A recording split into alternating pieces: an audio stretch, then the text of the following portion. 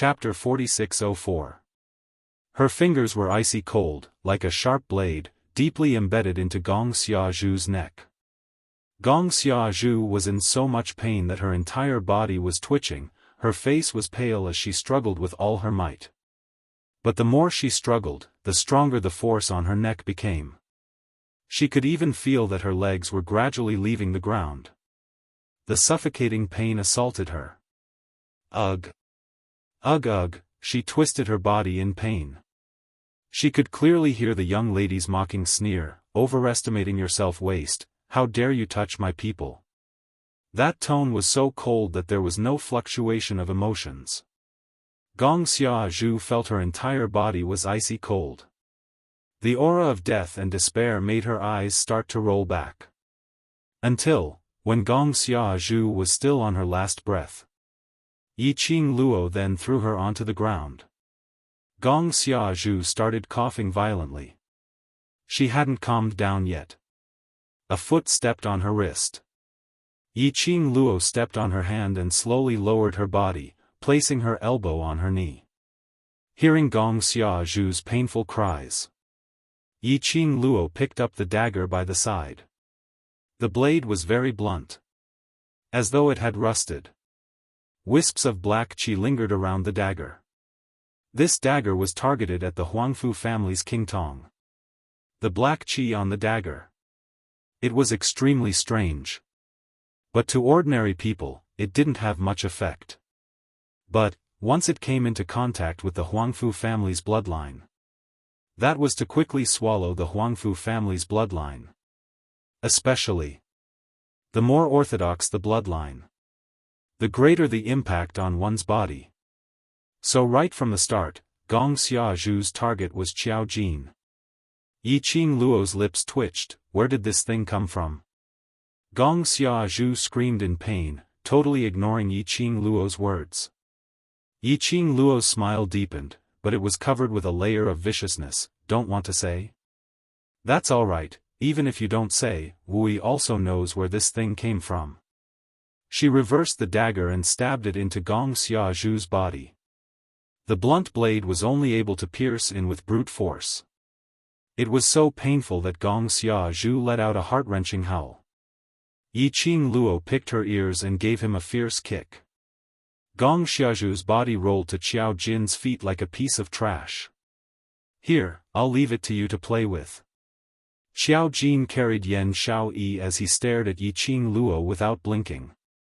Until Yi Qing Luo spoke to him. Only then did he come back to his senses. His eyes suddenly lit up. Carrying Yan Xiaoyi, he rushed towards Yi Qing Luo.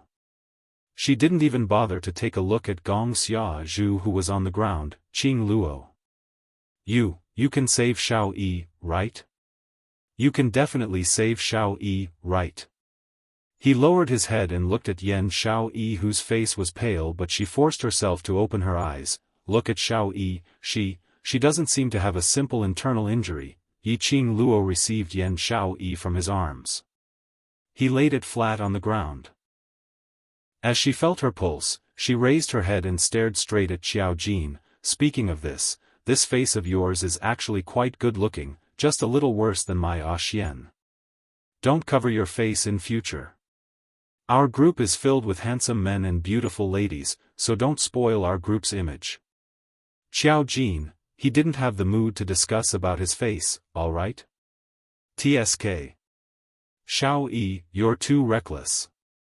Yi Qing Luo felt her pulse and clicked her tongue as she took out a bottle of medicinal pills from her arms and stuffed it into her mouth. You obviously know that your body is already in such a state, yet you still forcefully revolve your profound jade heart. Are you trying to self-destruct?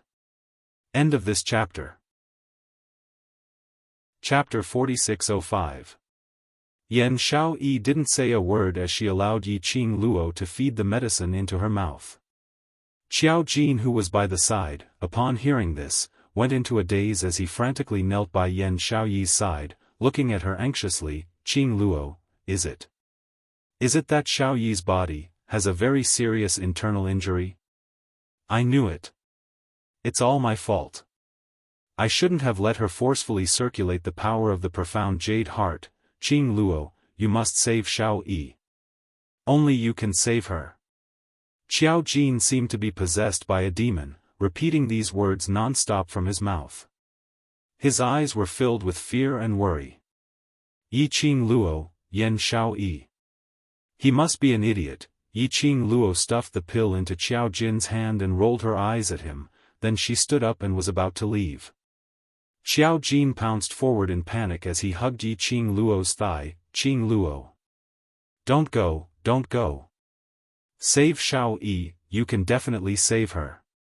Yi Qing Luo raised her eyes and looked not too far away, at that man who was squinting his peach blossom eyes, looking at them with a smile which didn't look like a smile. She shuddered violently and retracted her leg. Xiao Jin, after you took off the human face, did your IQ drop as well? If you want to hug your Xiao Yi tightly. After withdrawing his leg, he decisively ran towards Dmo Xian. Her big vinegar jar was about to be overturned. If he spoke a few more words with Xiao Jin, she reckoned that Xiao Jin was in danger. Concern leads to confusion. It was a mess. He was like a retard. Xiao Jin still wanted to pounce over. Huang Fusheng, who was next to him, pressed him back. Gu Zishi gently explained, don't be nervous. From what Luo said, Xiao Yi should be fine. If something really happened to Yan Xiao Yi, Yi Qing Luo's attitude would absolutely not be as relaxed as it was now. Xiao Jin blankly hugged the pale-faced person in his arms. Really? Do you think Luo wouldn't be worried about Xiao Yi? Gu Zishi threw the question back. Of course I'm worried. It was a question that didn't require much thought. After blurting it out, Xiao Jin seemed to come back to his senses. Yes. Xiao Yi is fine, Xiao Yi is fine, he murmured and lowered his head, pressing his forehead against the woman's. Have a good rest. I'll be by your side. Gu Zishi looked at the two people hugging each other, stood up slowly, and walked to Huang Fusheng's side. How do you plan to deal with Gong Xiezhu? Gu Zishi squinted her beautiful eyes and walked slowly to Gong Xiezhu. That dagger should belong to the Palace of Darkness. Huang Fusheng carefully followed behind her, remaining vigilant. I can't believe that the Palace of Gloomy Abyss could actually take out something to target the Huangfu family. Gu Zishi's face darkened. Sheng, I have a feeling that more dangerous things will happen later. The higher we climb, the more dangerous it will be. This is unavoidable. Huang Fusheng rubbed Gu Zishi's head. We have Luo's help now, but in the future, it'll be just the two of us. Gu Zishi turned around, put her arms around his neck, and lowered his head. She looked at Huang Fusheng sincerely and seriously, saying word by word, I will always be with you. While the two of them were talking. But they didn't discover that Gong Xiezhu, who was originally lying on the ground twitching, suddenly opened his eyes. His eyes were filled with an insane jealousy. Latest update, no pop-up window, please. Chapter 4606. She jumped up from the ground with a whoosh. Following that, she stretched out her hand to her chest and grabbed that blunt knife that was buried in her body. With a violent tug, blood spurted out from her body. The smell of blood was thick and fishy. Gong Xiezhu didn't mind. She grabbed that bloody dagger and stabbed it towards Huang Fusheng's back. Go to hell. Go to hell. She screamed madly as her expression turned into madness. Her mental state was no longer normal. A black flowing light flashed past. The cold glint carried a strong murderous intent as it surged in all directions. By the time Gu Zishi sensed the danger, it was already too late to block in front of Huang Fusheng. Bam, Gong Xiezhu pounced forward. In the next instant, it was as if it had been bounced off by something. She fell heavily onto the ground. This fall caused Gong Xiezhu to spit out blood. The blood in her body flowed all over the ground. She almost fell into a state of dizziness. How could this be? How could this be? Why, wasn't it Huangfu Sheng who was stabbed by her with that dagger? Why was it her again? She was the one who got injured again. I said you're stupid, you're really stupid. Not too far away, a young lady's contemptuous voice was heard leisurely. Gong Xiaoju's body trembled as she looked towards the direction of the voice. The blood was hazy. She saw the young girl in the red dress looking at her with a smile. Her eyes were filled with ridicule and ridicule. Since I dare to return that dagger to you. Naturally I've made full preparations. Yiqing Luo smiled lightly as her lips curled. I used the azure dew ring to set up a very simple barrier on the both of them. That dagger was only used to deal with the Huangfu family. But towards ordinary people and other forces, it had no effect at all. Gong Xiaoju was already in a state of panic. She could only follow her instinct and stab the black dagger into Huangfu Sheng's body. But the black dagger couldn't break the barrier of a divine relic. Even if it was the simplest barrier. That dagger couldn't even get near to Huangfu Sheng and Xiao Jin. You. Gong Xiaoju's throat was filled with blood, and she was so angry that she vomited blood. Gu Zixi was still in shock and protected Huangfu Sheng behind her. Her face was still slightly pale as she stared fiercely at Gong Xiaoju. Almost, just a little bit more. The dagger fell on Huangfu Sheng's body. It was a dagger specifically targeted at the Huangfu family's bloodline. If it really pierced into Huangfu Sheng's body. She didn't dare to think too deeply about it. A ruthless killing intent flashed across Gu Zixi's eyes. She lifted her leg and stomped on Gong Xiaoju's chest. Blood immediately gushed out from the wound caused by the blunt knife. Huff, huff huff, at this moment, Gong Xiaoju couldn't even speak. Large mouthfuls of blood gushed out of his mouth. Little she. Huangfu Sheng noticed Gu Zixi's intention and frowned slightly. Gu Zixi patted his hand lightly. Regardless of whether we killed Gong Xiaoju or not, the royal family will not let us off. This kind of person will only be a scourge if we keep him. Originally, Yiqing Luo could easily kill Gong Xiaoju. But she left Gong Xiaoju with a breath of life. She wanted them to take revenge on their own.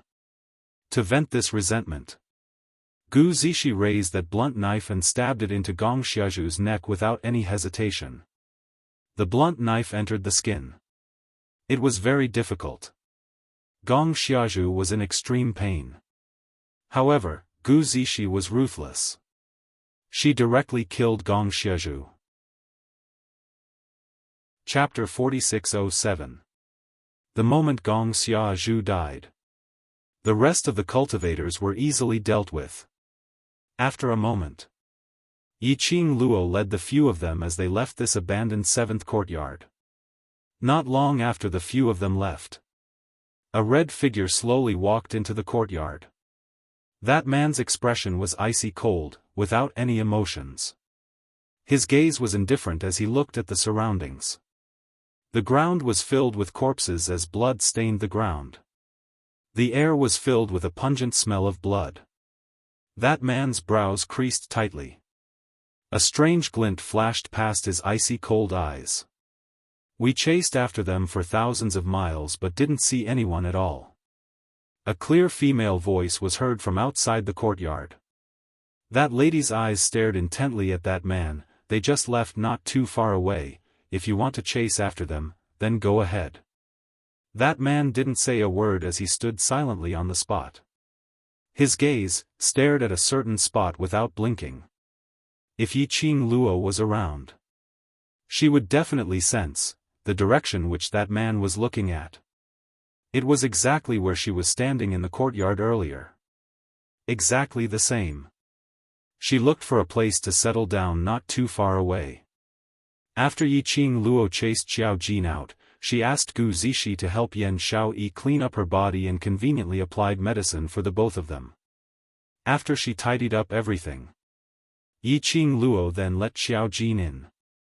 Walking out of the room, Yiqing Luo nestled into Dmo Xian's arms. Huang Fusheng also came out after changing his clothes. Do you have any news of Ajan? Yi Qing Luo pursed her lips. She didn't know if the current Long Yunzhan was in a conscious state or in a controlled state. To tell the truth, Yi Qing Luo hoped that he hadn't regained his consciousness. Otherwise to Long Yunzhan, if he knew that he had personally stabbed her. Probably. He was unable to walk out from the guilt. His state of mind could easily collapse. When she mentioned Long Yunzhan, that hand which was encircling her waist suddenly tightened. The man's frosty aura also grew heavier. Yi Qing Luo patted the back of his hand. Ajan hurt me, but it wasn't out of his own will. I didn't care about his body, and didn't notice that he had been controlled by the people from Secluded Palace, so you can't blame him. Saying that, Yi Qing Luo lowered her eyelids. Moreover, Ajan is my contracted human dragon. How could he possibly do anything to hurt me? Ha! The man sneered. Contract. Huang Fusheng seemed to have thought of something. There is a contract between the two of you. You should be able to sense his existence, right? Or do you want to try calling him? Yi Qing Luo shook her head. I've tried, it seems like the connection between me and him has been cut off. I can't even sense his existence in my spiritual contract. It was as if the contract between her and Long Yunzhan had been removed. But, like their blood contract, it was impossible for the contract to be rescinded, unless the one who was contracted was dead. This thought made Yi Qing Luo's face turn pale with a swoosh. She quickly shook her head. No. That's impossible, even in death. As the contractor, she would definitely be able to sense it. Secluded Palace has already thought of a way to deal with you, so naturally they will use a special method to cut off the connection between you and that fellow. The man behind her spoke in a chilly tone. His large palm covered the young lady's head. Don't let your imagination run wild. Yi Qing Luo's head leaned into Dmo Xian's arms. I'm just worried. Moreover, Zi Qing had run off to chase after Ajan. Over at Secluded Palace, they can't wait to capture everyone around me. No pop-up window. Chapter 4608. Life and death are fated. This is her own choice. Even if she dies, it has nothing to do with you. Dmo Xian's slender jade-like fingers lifted her chin.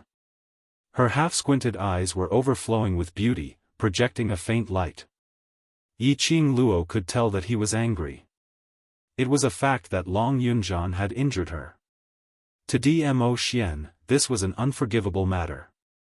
Yi Qing Luo also raised her hand and rubbed Dmo Xian's face. Don't be angry, when they come back, I'll make them kneel down and apologize to me. I'll even take the whip and whip them harshly to teach them a lesson, to vent my anger, all right?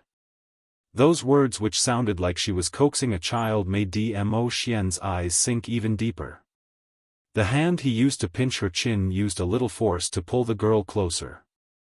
The man's handsome face was deeply imprinted in the girl's eyes.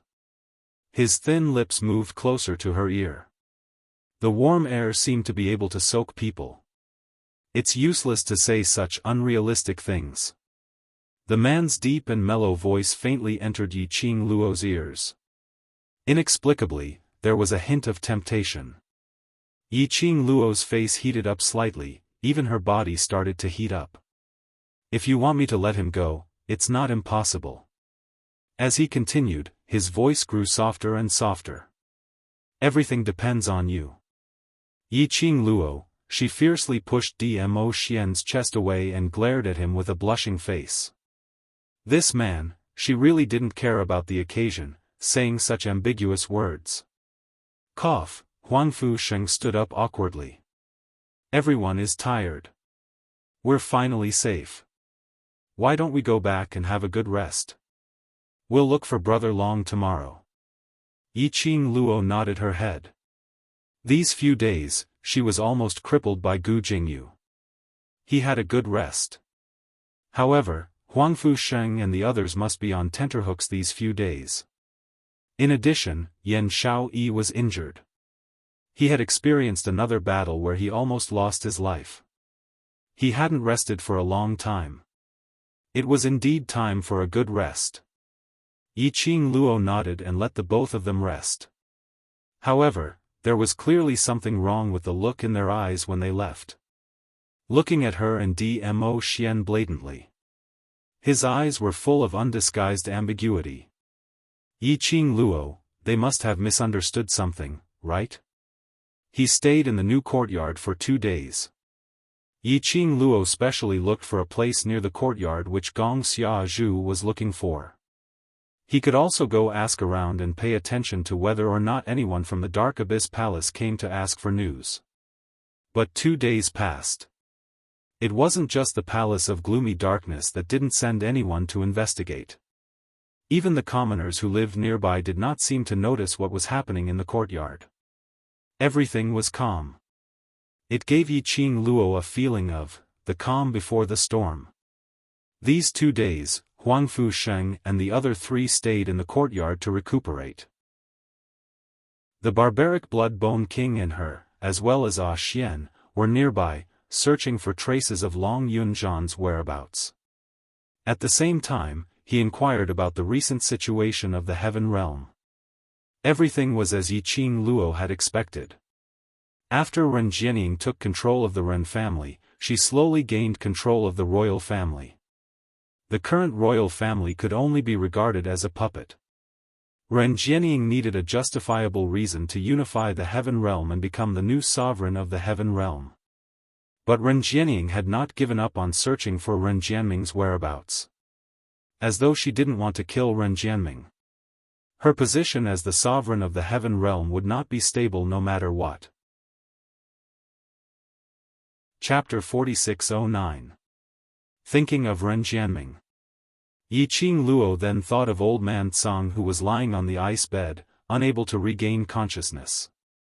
She clenched her fists as she sighed softly. There were still many things that she needed to do. After Yan Xiaoyi's body had recovered a little. Then they would leave this courtyard and head directly to the old city. If she faced Ren Jianying head-on, then there was a possibility to force out the mastermind of Secluded Palace. In the room.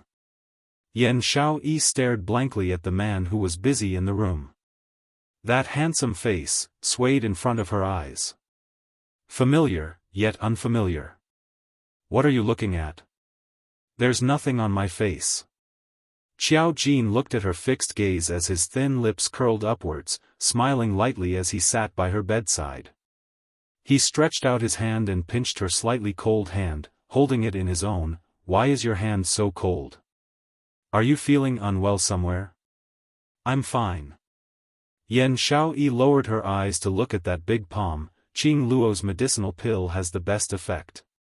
My body is much better now, perhaps tomorrow, I might be able to get up. That wide and thick palm held her hand tightly. Between his nostrils was a man's breath. It was a familiar warmth. She sighed softly as she slowly raised her head. Her fair and slender fingers touched the corners of Qiao Jin's eyes as she said with heartache, "Look, you have dark circles under your eyes." Since she was injured, Qiao Jin had been taking care of her without any care. She practically didn't sleep much. That handsome face, that patch of greenish-black under the corners of his eyes was extremely obvious. The main reason why Qiao Jin's human skin fell off. It was because he hadn't tormented his own face for several days. And he didn't bother to adjust that human skin. Human skin was after all human skin, a fake face. It had not been taken care of for a long time. Naturally problems would arise. Later on, he released the Huangfu family's bloodline energy. That human skin was shaken off. Qiao Jin didn't mind as he held her hand in his palm once again. I'm fine. But you still want to help me when you're injured, you really don't take care of yourself. Yan Xiaoyi's face blushed slightly as she harumphed, who asked you to abandon me? You're so good looking, what if someone else abducts you? When Qiao Jin heard that, he couldn't help but laughed lightly. He bent down and looked her in the eye. His slender fingers gently hooked her nose. His fingertips were warm, as if he had swept through a ball of fire. The man's breath sprayed on her face. Now that he had restored his appearance, his smile made the woman on the bed blush and her heart race. In the instant that Xiao Jin's face came closer and closer, Yan Xiaoyi suddenly pushed Xiao Jin away and covered her face with the blanket. What happened to Xiaoyi? Are you feeling unwell? Xiao Jin immediately panicked and quickly stood up. He nervously stood by the bed. He wanted to touch the person on the bed, but he was afraid that his touch would hurt her. You, wait for me, I'll go look for Qing Luo, I'll go. Just as Xiao Jin turned around, a hand reached out from under the blanket and grabbed the hem of Xiao Jin's clothes. Idiot! What did you say? Xiao Jin didn't hear clearly. I said, you're a fool. Yan Xiaoyi snuggled under the blanket and slowly popped her head out. It's not that I'm not feeling well. Who asked you to seduce me just now, originally, that ordinary and unremarkable face? Because it was him. So he was able to easily tug at her heartstrings. Today, he had revealed his true face. That kind of handsome as a painting. She couldn't control her own heart. Xiao Jin went into a blank for a moment and immediately reacted as his eyes were filled with a clear smile. Chapter 46:10. You have been charmed by me? His thin lips were frivolous and his smile was very nice. Xiao Jin said that and Yan Xiaoyi became even more shy as she buried herself into the blanket. The man by the bed smiled even more happily. His hand gently caressed his face. Between his brows, there was an unconcealable smile. Then, his body moved forward. He propped himself up on the woman's body. He looked at the woman under the quilt, whose face was already red. Do you like my face? Yan Xiaoyi was hit by the bed at such a close distance, her eyes drifted. You look so good and you still seduce me, how can I not like you? Before she could finish her words, the man had already bent down and kissed her lips. Silly girl, this is called seduction. Yan Xiaoyi looked at the man in front of her in a daze, her eyes were filled with glistening tears. It was also an unconcealable expression. Her lips moved slightly as she mumbled, I am a patient, you are not allowed to seduce me. Xiao Jin laughed softly as he pulled the woman into his arms, no matter how I do it, I will not disregard your body. He hugged her in his arms as his face was close to the woman's burning hot face. His low and hoarse voice was clearly transmitted into the woman's ears, Xiaoyi, it's really great that you like my face. They rested for another 2 days. Blood-bone barbaric king who had disappeared for 2 days returned with a grave expression, Qing Luo, something happened outside. Yi Qing Luo had a look of understanding, the Ren family is planning to attack the Earth realm, right? Yes. Blood-bone barbaric king wasn't surprised that Yi Qing Luo knew about it as he nodded, looks like Ren Jianying's ambition is not only to be the emperor of Heaven Realm. Of course. Yi Qing Luo smiled slightly, she is a woman who wants to rule over the upper realm, just a mere Heaven Realm, how can it satisfy her ambition? Does she have such great ability? Blood-bone barbaric king frowned, the difference between Heaven Realm and God Realm is not small, even if she breaks through the laws of Heaven Way, it's not possible to take down God Realm.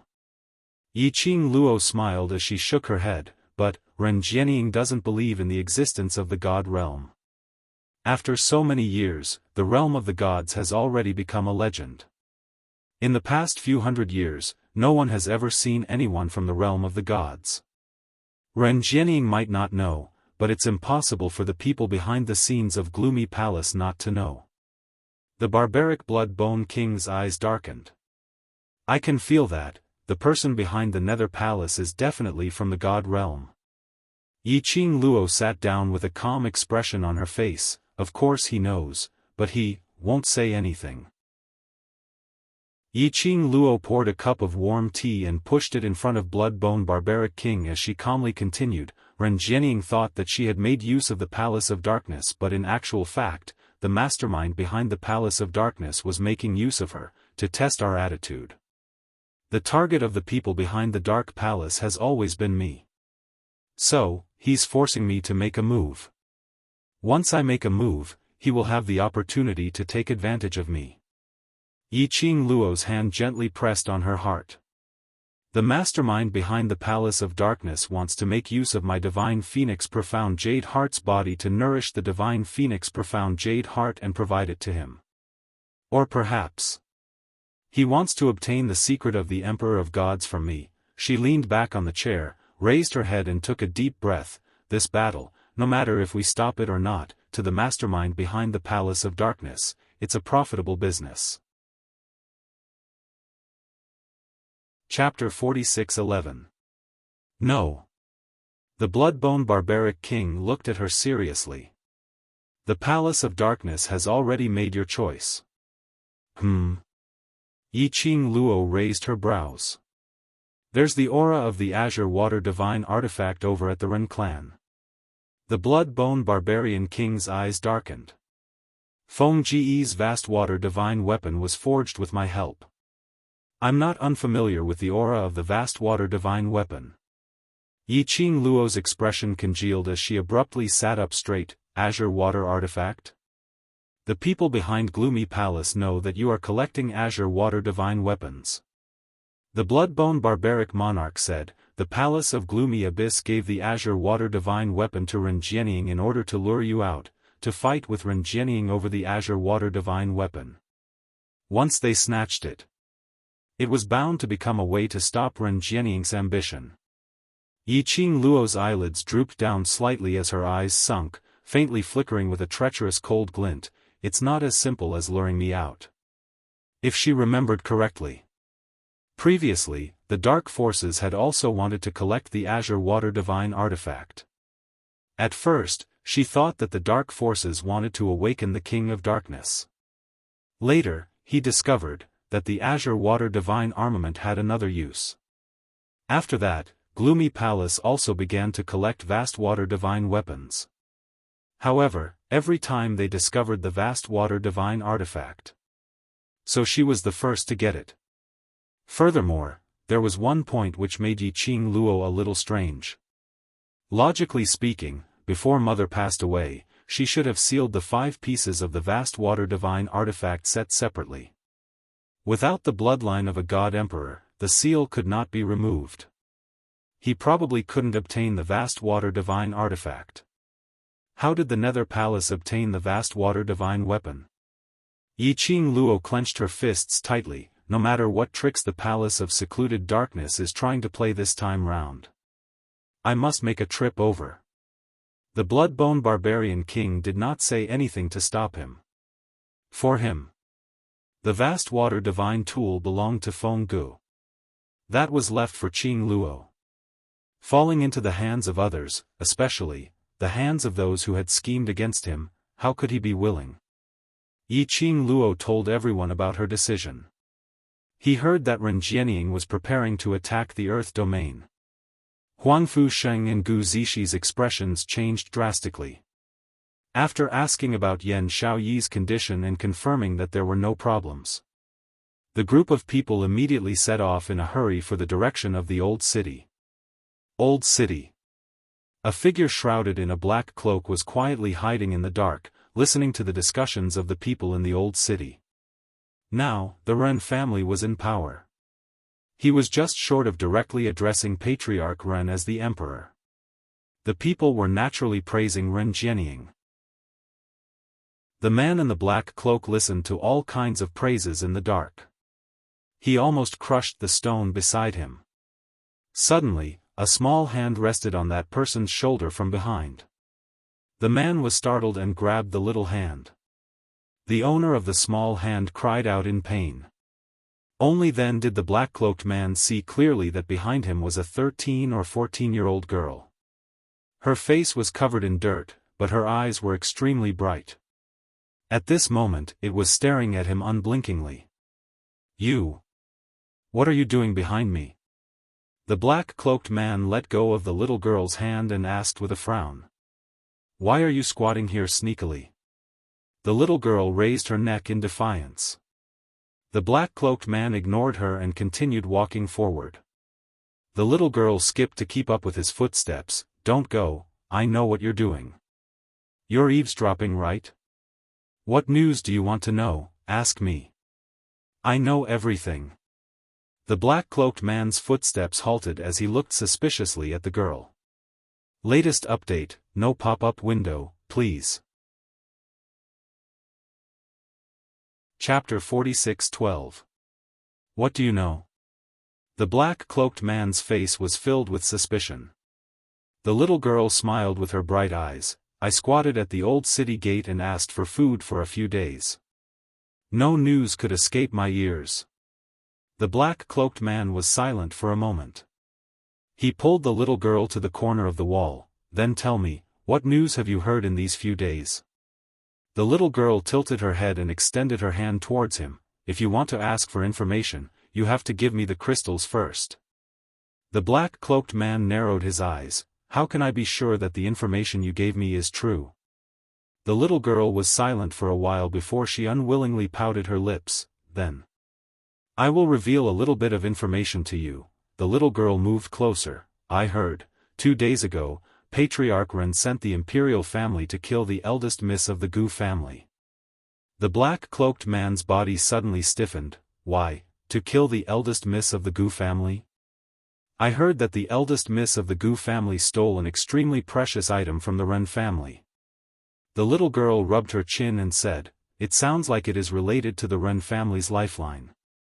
The black-cloaked man's fingers under the black cloak unconsciously clenched into fists.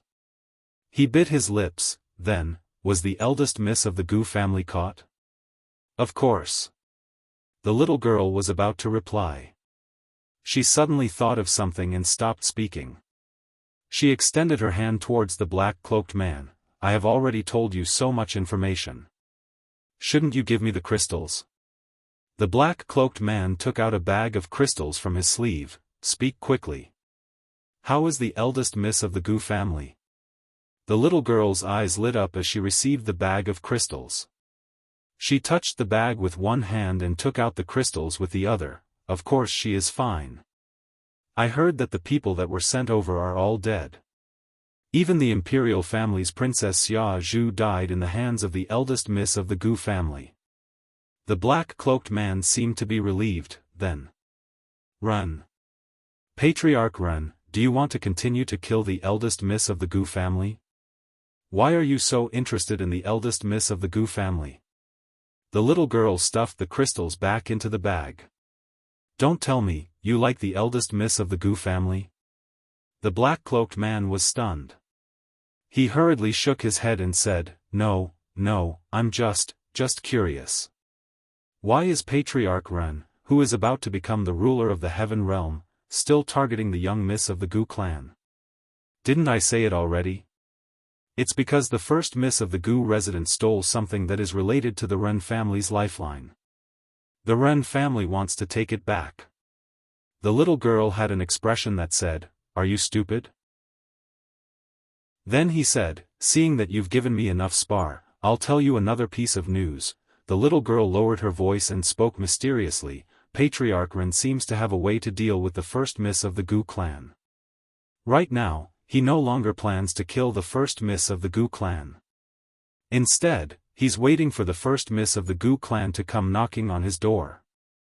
The black-cloaked person's pupils constricted. You mean, the young miss of the Gu clan is returning to the old city? I don't know what method Patriarch Ren used, but I've heard that the young lady of the Gu clan is already on her way to the old city. The little girl patted his shoulder. If you really like the first young miss of the Gu residents, then grab this chance. The black-cloaked person's breathing froze for a moment. He then took out a bag of coins from his sleeves. Let me ask you another question. Do you know what method Patriarch Ren used to make the young miss of the Gu clan come to the old city of her own accord? The little girl was about to speak. Suddenly, her pupils widened and she stared in disbelief behind him. Behind you. Chapter 46:13. What?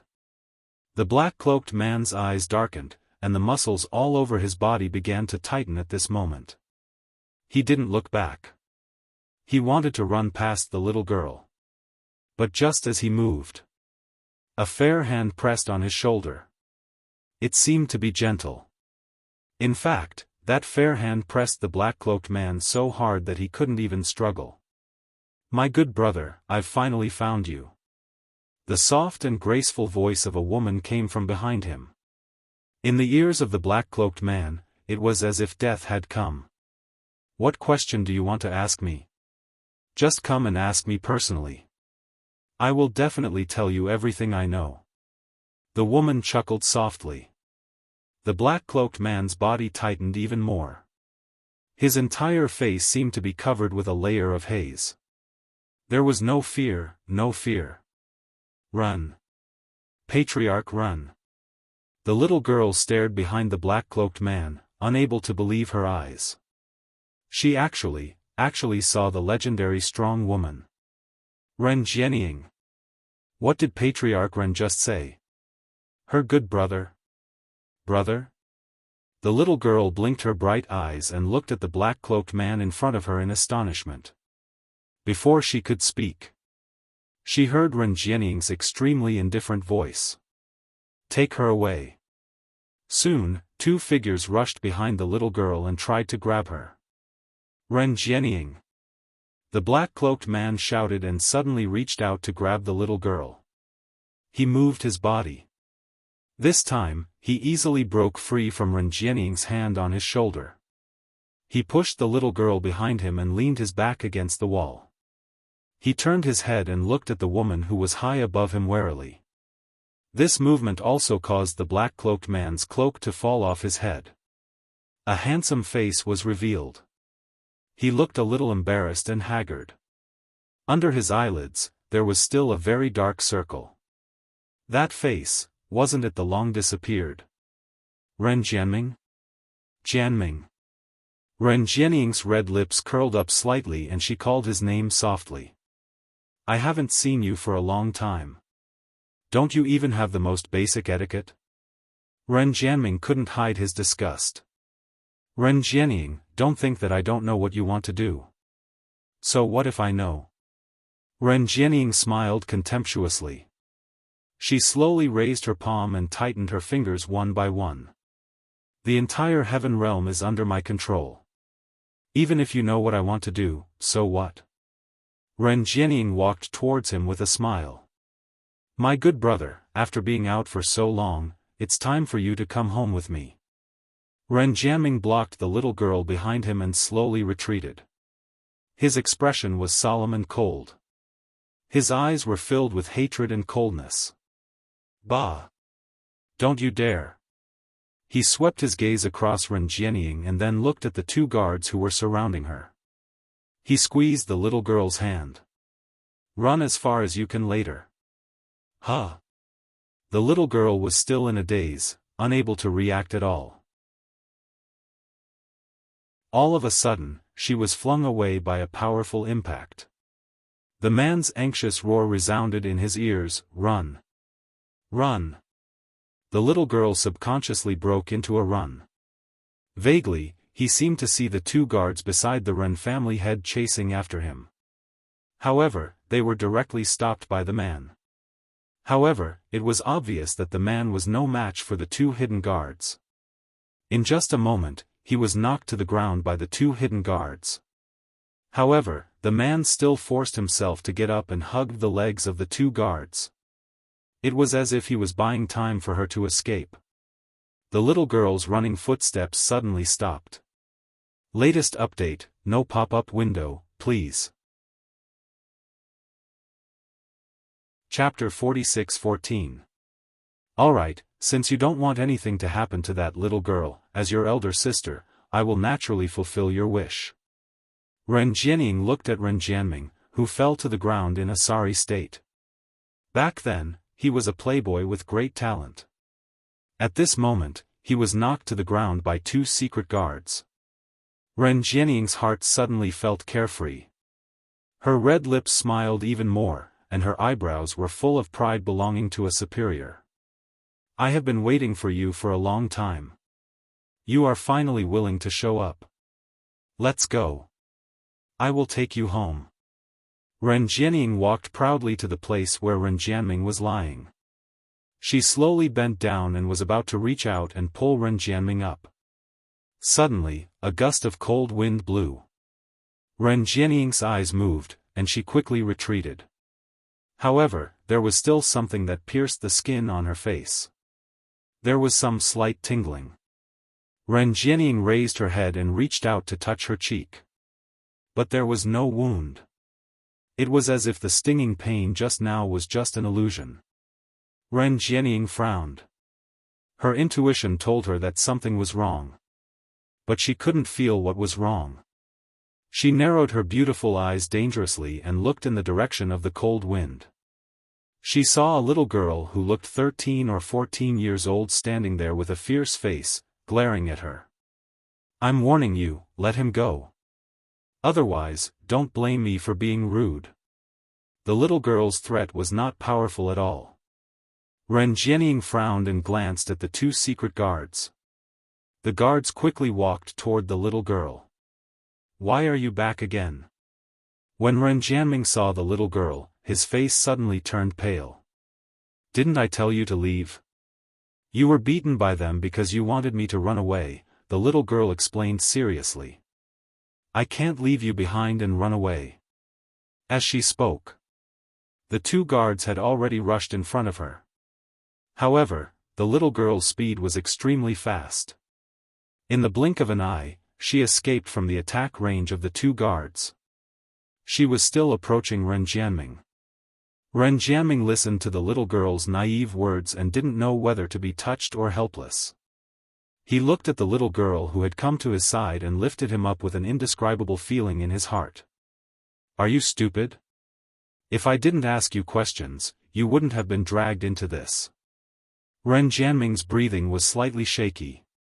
You don't owe me anything. If you have the ability, then leave this place quickly. I took your crystal stones. The little girl lifted him up. Do you know who the person in front of you is? Ren Jianming tried his best not to put all his weight on the little girl. Patriarch Ren. The little girl tilted her head, her face filled with innocence and ignorance. I know what you want to say, but I have professional ethics. You gave me the crystal, and you want to sacrifice yourself to protect me, so, even if you're the Ren family head, I can't leave you behind. This little girl, why was she so naive? Ren Jianming didn't know what to say. He just sighed softly. This little girl is really affectionate. Ren Jianying looked at the two people in front of her, her eyes full of mockery. Since that's the case, I'll fulfill your wish. I will never separate the two of you. The curve of her red lips deepened. A burst of profound energy shot out from her fingertips. You can't blame me for being too heavy-handed if you're so disobedient. Latest update, no pop-up window, please. Chapter 46:15. Don't move. The little girl widened her bright eyes and said solemnly, Don't use your profound energy anymore. Ren Jianying chuckled softly, Little girl, are you threatening me? Threat? The little girl thought about it seriously, then shook her head solemnly, No, I'm warning you. Warning? Ren Jianying seemed to have heard something extremely funny, You dare to warn me? Yes. The little girl continued solemnly, I'm warning you very seriously. If you don't listen to me, you'll be the one suffering. The coldness and ridicule in Ren Jianying's eyes became even more intense, and the profound light on her fingertips became even more intense. Is that so? Then I'd like to see how you're going to make me suffer. She raised her hand. Profound waves pervaded the surroundings. The air seemed to have solidified. Ren Jianming blocked the little girl with one hand and pressed his chest with the other. His face turned pale under the oppressive atmosphere. Don't be nervous, she can't hurt us. The little girl patted Ren Jianming's hand, believe me, I promise nothing will happen. For some reason. After hearing the little girl's words, his oppressive and heavy heart seemed to relax all of a sudden. His heart also calmed down. Inexplicably, he wanted to believe what the little girl said. Her promise was full of power. Obviously, the other party was just a 13 or 14-year-old girl who looked extremely innocent. Just as Ren Jianying's profound waves turned into sharp blades and slashed towards Ren Jianming. Suddenly, a hurricane surged in the sky. The surroundings were quickly covered by another terrifying aura. Immediately after, Ren Jianying's body was sent flying out of thin air and fell heavily to the ground. Ren Jianying slammed into the wall and spat out blood. Who is it? Ren Jianying wiped off the blood at the corner of her lips with force. Her malicious gaze swept around angrily. What kind of power was this? It actually appeared out of thin air. She didn't even have a chance to react. Now, in the entire heaven realm, who else could fight with her? Who was it? Miss Ren. No, now I should call you Patriarch Ren. A clear and sweet voice floated down. Immediately after, a figure that looked like a blazing flame pushed the hurricane aside and slowly walked over. The girl's footsteps were light and slow. Her dress fluttered along with her steps, like a blooming rose, bright and beautiful. Under the whirlpool-like hurricane that filled the sky, the young girl was like a pure and holy fairy of the ninth heaven. She descended from the sky, causing people to be unable to shift their gazes away, but they also didn't dare to meet her gaze. You took advantage of my absence to bully my people. Since when did Miss Ren like to do such filthy things? Ren Jianying heard the contemptuous and mocking voice. Ren Jianying's delicate body began to tremble slightly. His malicious eyes stared unblinkingly at the young girl who was approaching. His 5 fingers curled up one by one. There was hatred and panic in his eyes. But there was also an imperceptible excitement. Yes, excitement. Miss Gu, no. I should call you Yi Qing Luo. Ren Jianying slowly stood up from the ground. Even though she was sent flying in a sorry state, she still maintained her noble elegance as she slightly raised her fair neck and spoke arrogantly, you indeed appeared. Patriarch Ren and secluded palace's painstaking arrangements, isn't it to lure me out? Yi Qing Luo's lips curled as her expression was calm and unperturbed, I'm doing as you wish, Patriarch Ren should be happy.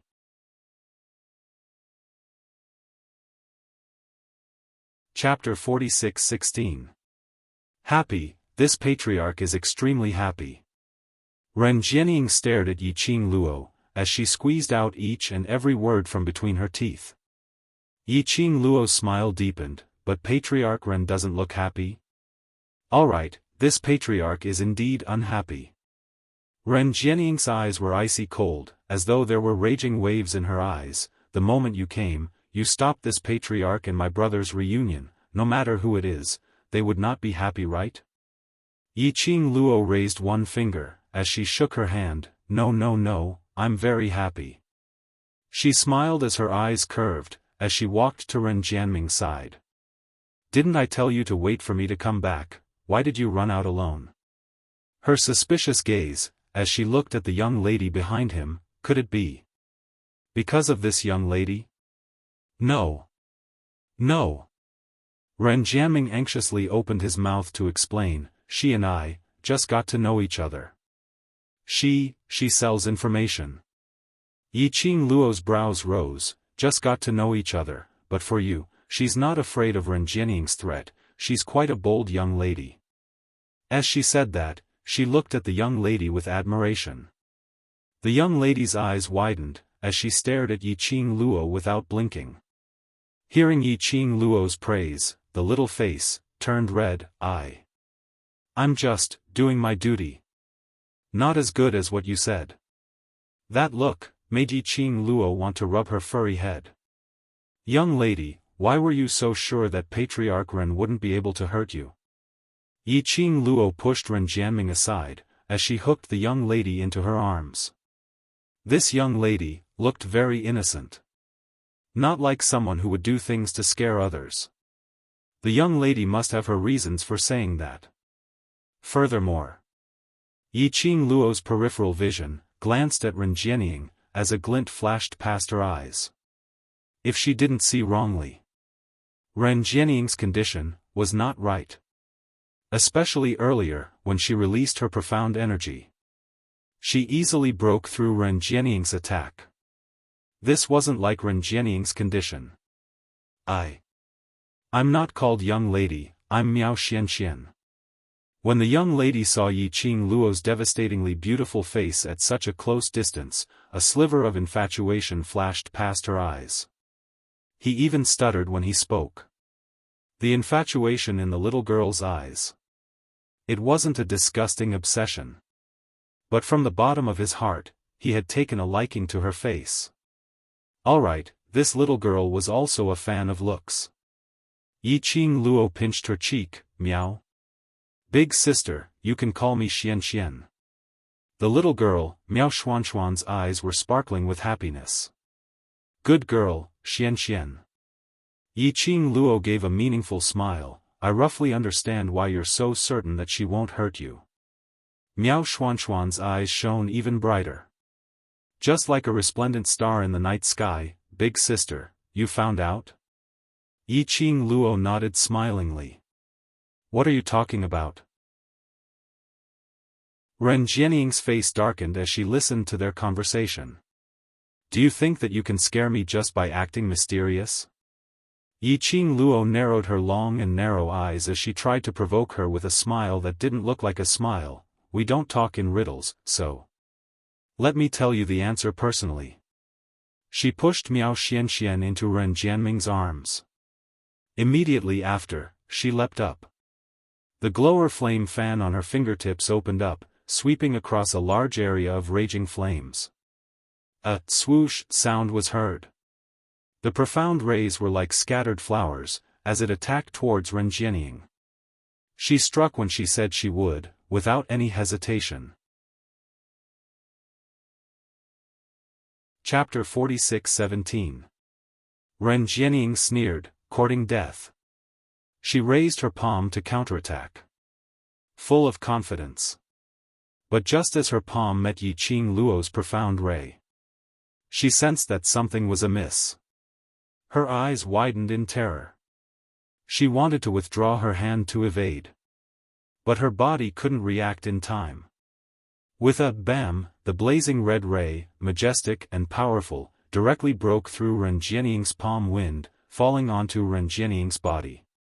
Ren Jianying's body flew out from the impact, crashing heavily onto the wall. Cough. Cough cough. She coughed out a large mouthful of blood, both her hands propped against the wall, her body was weak and powerless.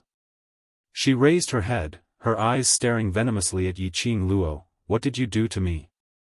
Ren Jianying's heart was filled with terror. When she made her move, she realized that her profound energy was totally unable to gather. Unable to be transferred as she wished. No. To be more accurate, it was her profound energy that was draining away bit by bit. Ren Jianying's eyes revealed a chilly glint, as she gritted her teeth and stared at Yiqing Luo. She remembered it clearly. Yiqing Luo was a poison expert. This must be Yiqing Luo's doing. Yiqing Luo blinked her eyes, as she floated down from midair. She shook her head innocently. I didn't do anything to you, Patriarch Ren, don't malign a good person. It must be you. It must be you. Ren Jianying's fingers were clenched tightly, as her internal organs had been shaken by that wave of profound energy earlier, and were all injured. Her expression sunk slightly, as a faint cold glint surfaced in her eyes. Her hand suddenly reached into her bosom, as she fished out a signal flare. Her gaze stared vigilantly at Yiqing Luo. But she saw that the other party had no intention to stop her. Yiqing Luo even smiled as she reminded, throw it carefully. Do you have the energy to throw it in your current state? Don't suffocate yourself. Ren Jianying held on to the signal flare tightly, as her exquisite face was twisted. Eldest young Miss Gu, we can't let her call the Ren family over, now is a chance, we should capture her. Ren Jianming pursed his thin lips tightly as he looked at Ren Jianying with a complicated gaze, while giving Yi Qing Luo a suggestion. Yi Qing Luo shook her finger, don't panic, don't panic. Even if we stop her, I'm afraid there's no way to catch her today. The Palace of Darkness had used bait to lure her out. Naturally, he had made sufficient preparations. How could he let her take away this bait so easily? Even if Ren Jianying didn't take out the flare. In the end, he would probably be taken away by the people from the Nether Palace. There was no need for her to waste her time and heart to stop him. Ren Jianming did not understand the reason behind it. He clenched his fists and said, if we let her go, it would be releasing a tiger back into the mountains. Now that she knows that you're back, she'll definitely take precautions. Little friend, don't be so anxious. Yi Qing Luo was about to pat Ren Jianming's shoulder before his hand fell. Then, she was stared at by a scorching gaze that made her hair stand on end and she retracted her hand. Yi Qing Luo looked towards the direction where the gaze came from and smiled. Until that scorching gaze calmed down. Yi Qing Luo then looked towards Ren Jianming as her expression turned more serious. Even if Ren Jianying is brought back, I'm afraid she won't feel good. Ren Jianming went into a blank. You poisoned her? Looking at Ren Jianying's condition, it looked like she was poisoned. Yi Qing Luo rolled her eyes. How can you guys malign me like this? I'm such a kind and gentle person, would I poison someone? Ren Jianming replied, yes. The group behind him replied, yes. Ren Jianying replied, if you didn't poison me, would I become like this? Chapter 46:18. Yi Qing Luo. Couldn't she cooperate a little more? You're not poisoned. Yi Qing Luo looked at Ren Jianying, but it's worse than being poisoned. Ren Jianying had already thrown out the signal flare in her hand while Yi Qing Luo and Ren Jianming were talking. She stuck close to the wall, panting heavily as she stared at Yi Qing Luo vigilantly. Yi Qing Luo, do you think that by poisoning me, you can solve the heaven realm's matter? I'm telling you, it's impossible. She caressed her neck with her hand. A wisp of coquettish red light floated faintly. Yi Qing Luo's fingertips moved. A scorching feeling surged in her palm. It was the reaction of a divine relic. The reaction of the Azure Dew Ring, Azure Dew Pendant and Azure Dew Chain. Ren Jianying was displaying the power of a divine relic? Yi Qing Luo's pupils shrank unconsciously as her brows creased. This wasn't right. How could Ren Jianying use the power of a divine relic? Didn't the Divine Emperor's blood have to be used before it could be used? Yi Qing Luo's eyes turned cold as the glower flame fan suddenly moved. Her 5 fingers suddenly grabbed towards Ren Jianying's neck. Ren Jianying was prepared as she suddenly rolled. Following that, he grabbed the guard beside him and pushed him towards Yi Qing Luo's direction. At the same time, Ren Jianying's fingertips were surrounded by a faint red glow. You want this? You can try. Ren Jianying gently caressed the brilliant necklace on her neck. Looking at Yi Qing Luo's change of expression, she finally felt the pleasure of being in control. Azure Dew Chain. Barbaric Blood King was right. Ren Jianying indeed had an Azure Dew divine relic in her hands. As the Azure Dew Chain's light became more and more intense, Ren Jianying released the power of the divine relic. Little by little, it surrounded her body. There was no attack. It wasn't meant to be on guard. But Yi Qing Luo could feel the power of the divine relic, emitting fluctuations. What was Ren Jianying trying to do? Lass, not good. Old Man Tsang's voice suddenly rang in her mind. His voice was very heavy. That is a forbidden art, evil spirit summoning, evil spirit summoning? Such a Chunibu name?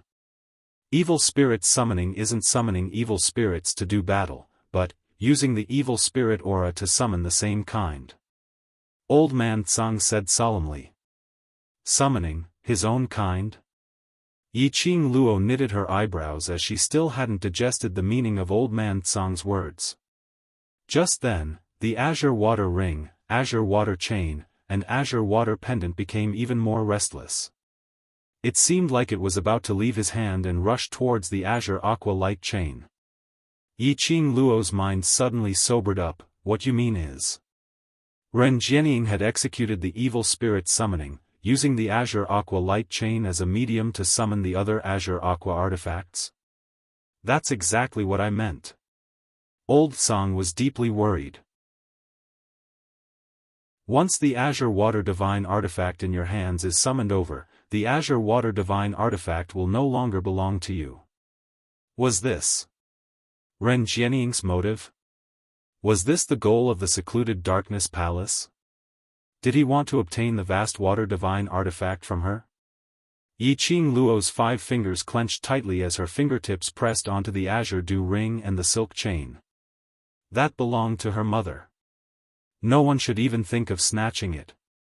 Yiqing Luo's gaze swept over the guards who had rushed over and lowered her voice. Protect yourselves, I'll go settle that woman. Sister. Miao Xianxian suddenly went forward and pulled Yiqing Luo's arm. Sister, don't worry, I have a way to stop her. When Yiqing Luo turned back, she saw Miao Xuanxuan's bright and innocent smile. Chapter 46:19. Immediately, Miao Xianxian raised her hand. Her slender fingers touched something in her palm. Not too far away, Ren Jianying, who was casting the spell, suddenly turned pale and a mouthful of blood gushed out. Her entire body started to twitch. Yiqing Luo. Her hoarse voice screamed Yiqing Luo's name venomously. Her voice was filled with agony. At the same time, the agitation of the vast water divine weapon gradually subsided. Well done. Yiqing Luo touched Miao Xuanxuan's little head. I'll give you the crystal later.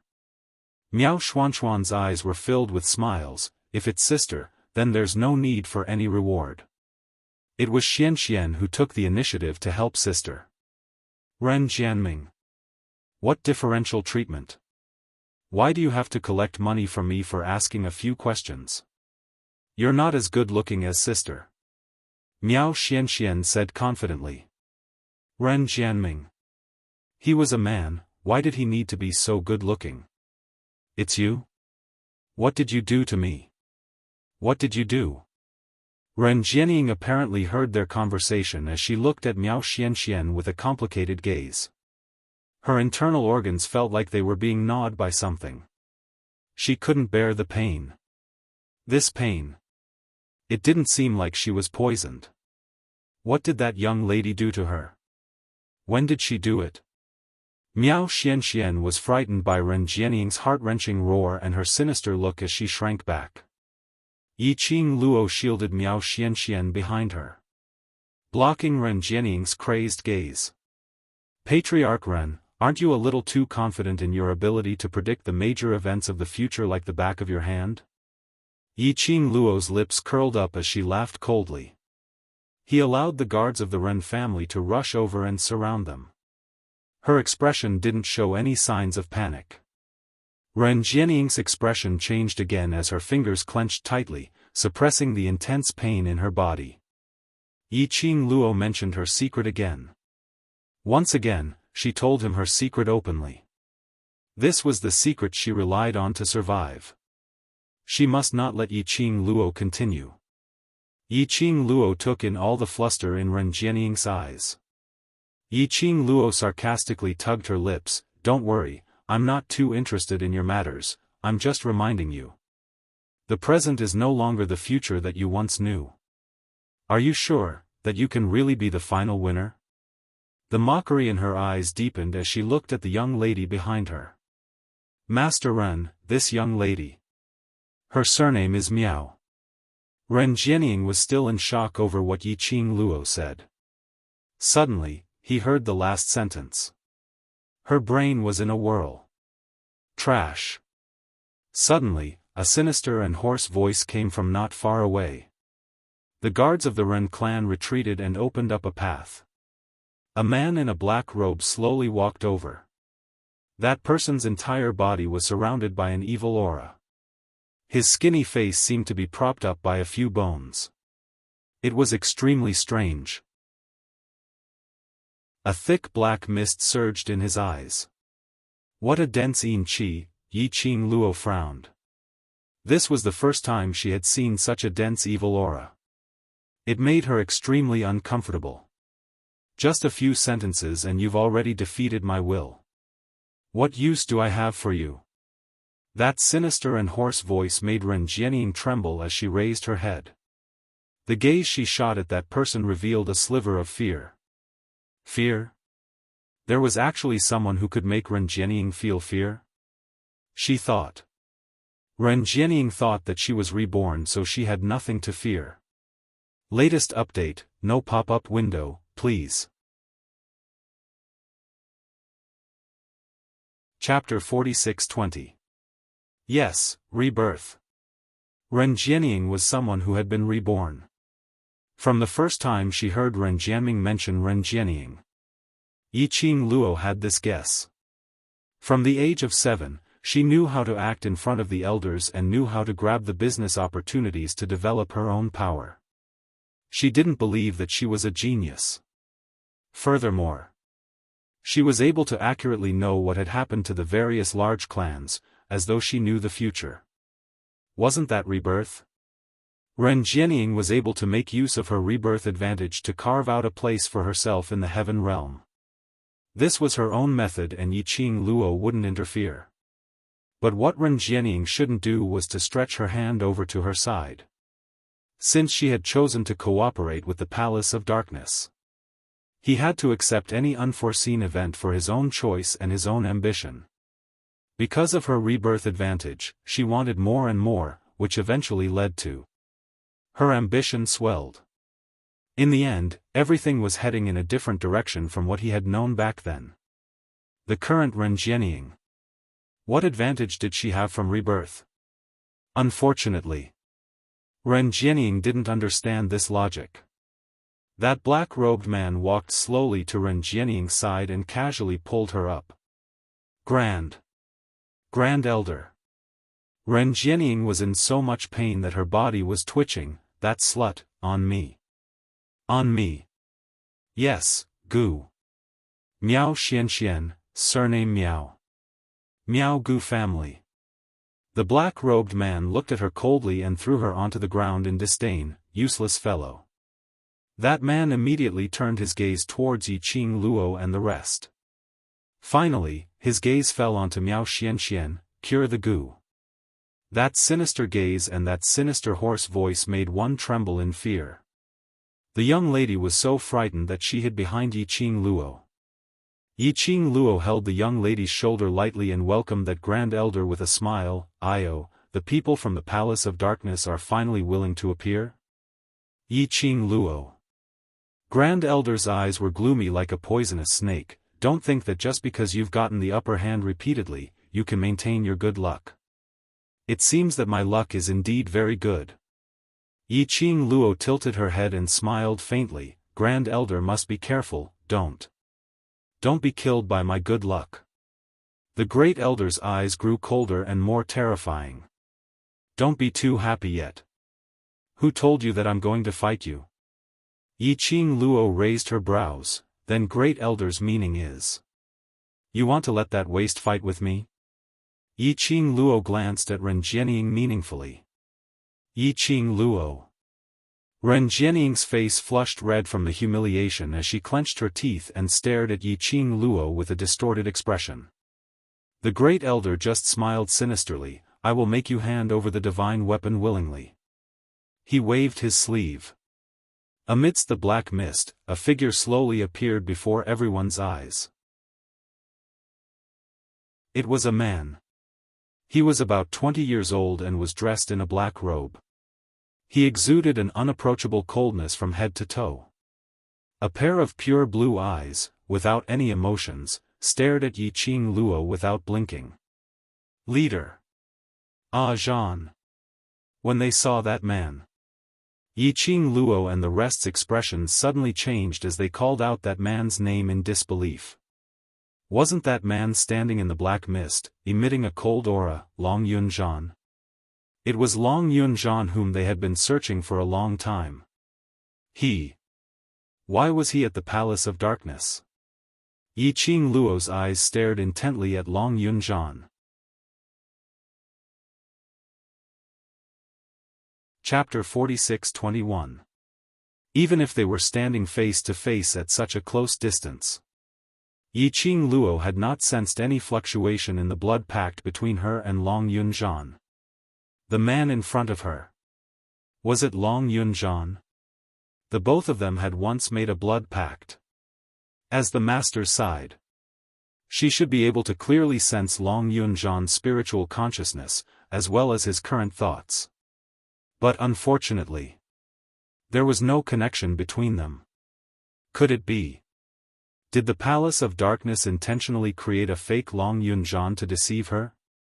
It wasn't as though the Palace of Darkness had never done such a thing before.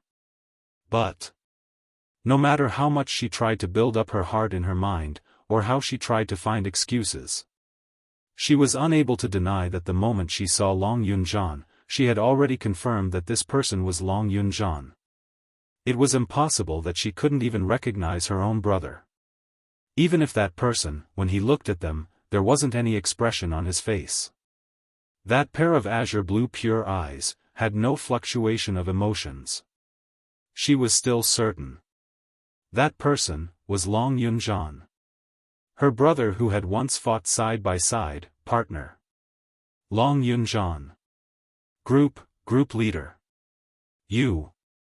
Yan Xiaoyi and Xiao Jin had already rushed to Yi Qing Luo's side, as they stared blankly at the man standing opposite them. Their eyes were filled with disbelief. That was their group leader. They had walked all the way from Nirvana realm, from Devil class to the current class monitor. But now, he was standing opposite them. Against them. Qing Luo. Yan Xiaoyi grabbed Yi Qing Luo's arm, as her palms were filled with cold sweat. Is he the group leader? Our group leader? Unable to believe that the person in front of them was the person who had experienced life and death with them. Yi Qing Luo didn't reply for a long time. Between her eyes, some kind of emotion was spreading. Yan Xiaoyi's heart seemed to be clutched by a huge palm, as even her breathing became stagnant, unbearable. How could group leader? Could it be that the Palace of Darkness had controlled him? Xiao Jin still had some rationality, as he looked at Long Yunzhan with a complicated expression. As he said that, he stretched out his hand to embrace Yan Xiaoyi, as he pressed her little head into his embrace, to let Yan Xiaoyi calm down her emotions. Yi Qing Luo shut her eyes slightly, and when she opened her eyes again, that pair of eyes which the wind and the whirlpool had already calmed down, yes. Naturally, it was because he was being controlled that Long Yunzhan stood on their opposing side. However, this time, it was different. There were some things that were different from simple control. She held onto Yan Xiaoyi's hand gently and patted it. Leave Ajan to me. I'll wake him up. You guys, take care of the others. Don't give Ren Jianying another chance to unleash her forbidden curse.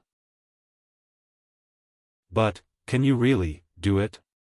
These few words were at the tip of her tongue, but Yan Xiaoyi couldn't say them out. Could he bear to do it? Should he do it? What if Yi Qing Luo was able to do it? Should she stop it? That was their squad leader, their regiment commander, their comrade. What if Yi Qing Luo couldn't bear to do it? Should she help? If Long Yunzhan was controlled and repeatedly dealt a vicious blow to Yi Qing Luo would have some misgivings. What should they do? What should they do? He had to admit it. The Palace of Darkness was getting better and better at manipulating people's hearts.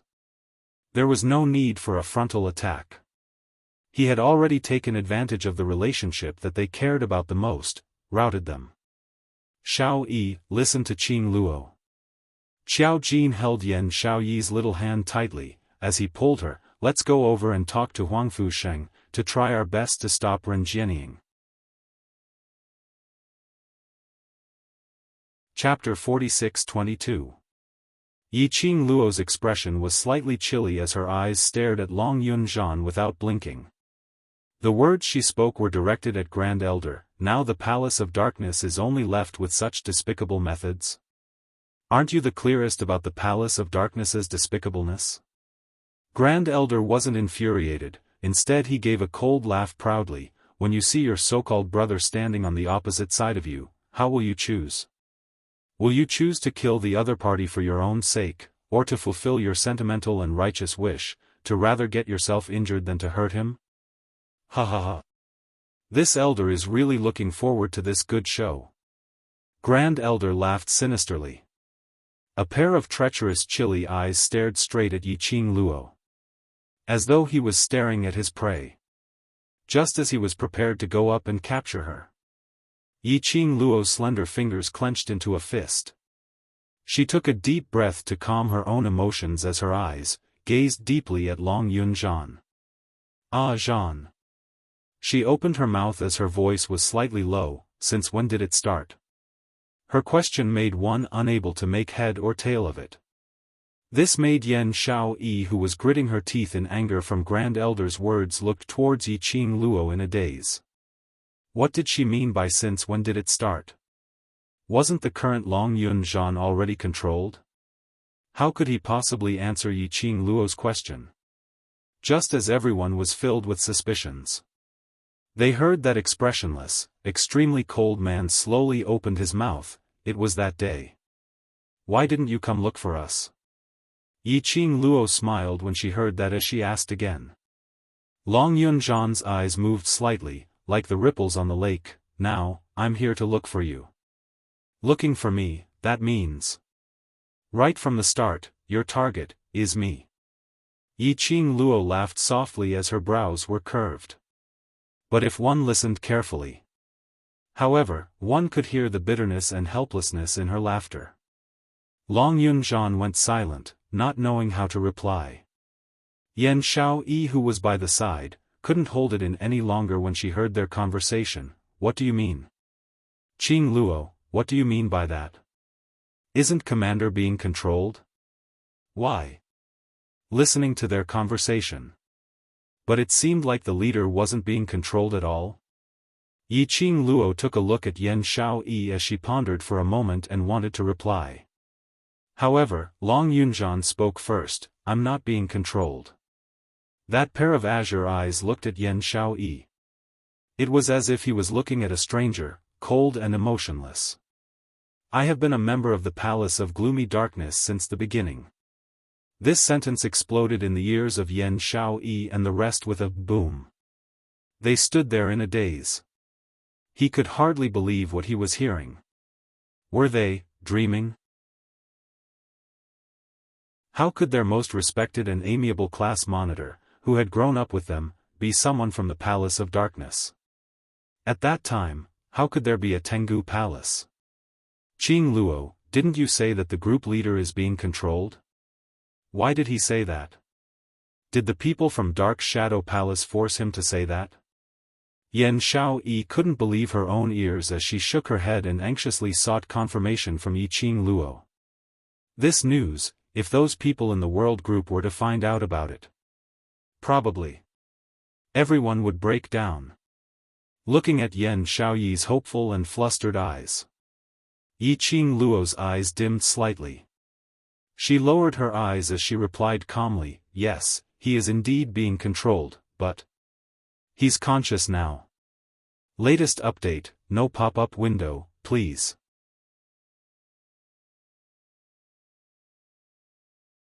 Chapter 46-23. WH. What do you mean? Yan Xiaoyi felt that her brain was unable to wrap itself around it. His eyes are very clear and very calm, there's no struggle, no unwillingness. Yi Qing Luo's tone turned solemn. Clear meant that his consciousness was clear, and not that empty and soulless state after being controlled. Calm meant that under the condition that he was conscious, he accepted himself, standing on the opposite side of them. No struggle, no unwillingness, meant that there was nothing controlling his thoughts or willpower. Long Yunzhan was willing to stand on the opposite side of them. Group leader he. Yan Xiaoyi's heart tightened as her face turned pale. She suddenly looked towards Long Yunzhan, opening her mouth. It wasn't to berate, not to question, but... Group leader, do you have something that you can't tell us? Did the secluded palace threaten you? Tell us. Tell Qing Luo. Didn't we say that no matter what happens, we will stand by each other's side unconditionally, to face all the problems together? No matter if it was Yan Xiaoyi or Qiao Jin. Or those people who were still in Nirvana realm or Earth realm, the world group. After hearing that Long Yunzhan was conscious, and was willing to be their enemy. They all believed that Long Yunzhan was absolutely not doing it on purpose. Even if, he was now willingly standing on the opposite side of them. That was because he had his own difficulties. They believed in their group leader. No. Long Yunzhan replied calmly, between his brows, was calm and apathetic. I just recovered my memories. Recovered. Memories? Yan Xiaoyi and Qiao Jin exchanged glances, as their expressions sunk. Yes, Long Yunzhan had lost his past memories. Long Yunzhan didn't have any memories before he joined the devil class in Nirvana realm. But now, he said he had regained his memories. Regained. Memories related to the secluded palace? I'm from the secluded palace. My motive in devil class is to wait for your appearance. Long Yunzhan looked at Qing Luo calmly. You are my target. Impossible. Yan Xiaoyi couldn't believe that the class monitor, group leader who had fought alongside her, was someone who had been scheming right from the start. How are you so sure that Qing Luo will definitely enter Heavenly Academy? How can you be sure that Qing Luo will enter the devil class? Xiaoyi, don't say any more. Qing Luo took a deep breath. The expression on her face didn't have much emotion. It was as if she had already guessed all of this. Ever since she saw Long Yunzhan again. Qing Luo had already deduced most of the matters in her mind. He doesn't need to be sure, because, there's the Gloomy Palace.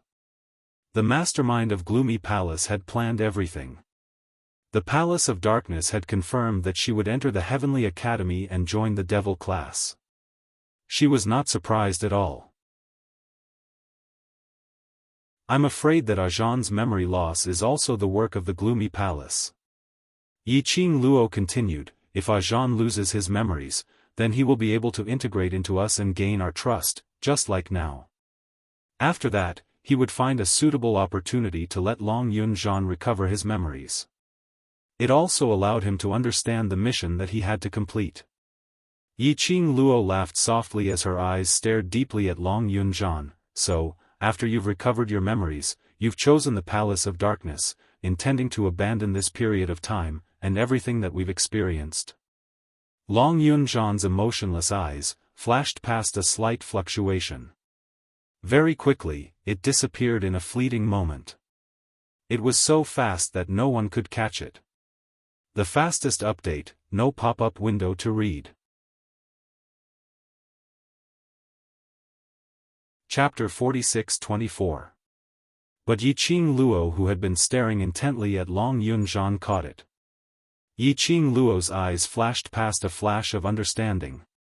She curled her lips slightly, as though she was smiling, but there wasn't a hint of a smile in her eyes. On the contrary, it looked a little horrifying. No matter if you're from the secluded palace or not, or what kind of mission you're carrying, but... Qing Luo looked at Long Yunzhan's blue eyes as she said word by word, you can't deny that you've once fought side by side with Devil Class and the World Group. Long Yunzhan, are you sure you want to abandon everything? Long Yunzhan's pupils contracted slightly. There wasn't any emotion on his expressionless face. But the hands which were hanging by his side slowly clenched into fists. This elder asked him to come out, not for you to reminisce about the past. Grand Elder originally put on a complacent look when he heard Yi Qing Luo's questioning. No matter what Yi Qing Luo asked. The more Yi Qing Luo questioned, the angrier she got. To force Yi Qing Luo into a rage was not a bad choice at all. But under Yi Qing Luo's questioning, Long Yunzhan didn't say a single word. This made Grand Elder's heart sunk. Was he trying to incite Long Yunzhan's emotions? Naive. Since he made Long Yunzhan stand out to deal with Yi Qing Luo, that was 100% certain that Long Yunzhan would not be able to incite defection. He had no way to do so. Thinking of this, the great elder's lips twitched as he sneered, Yi Qing Luo, don't waste your efforts, don't forget. 3 days ago, he even stabbed his long sword into your body. Yi Qing Luo's expression turned cold. Mentioning this point, Long Yunzhan's pupils shrunk twice. There were slivers of faint light scuttling in his pupils. Yi Qing Luo's expression sunk slightly as her pink lips pursed slightly, her gaze was as cold as ice as she looked at Grand Elder. So what? Nothing. Grand Elder laughed sinisterly, I only feel that your so-called brotherhood is really stupid and hilarious. He scoffed lightly. 3 days ago, the sword he stabbed into your body almost took your life, didn't it? If it wasn't for that ingrate, the palace master, who took advantage of the Lord's closed-door cultivation to save you, do you think you could have survived until now?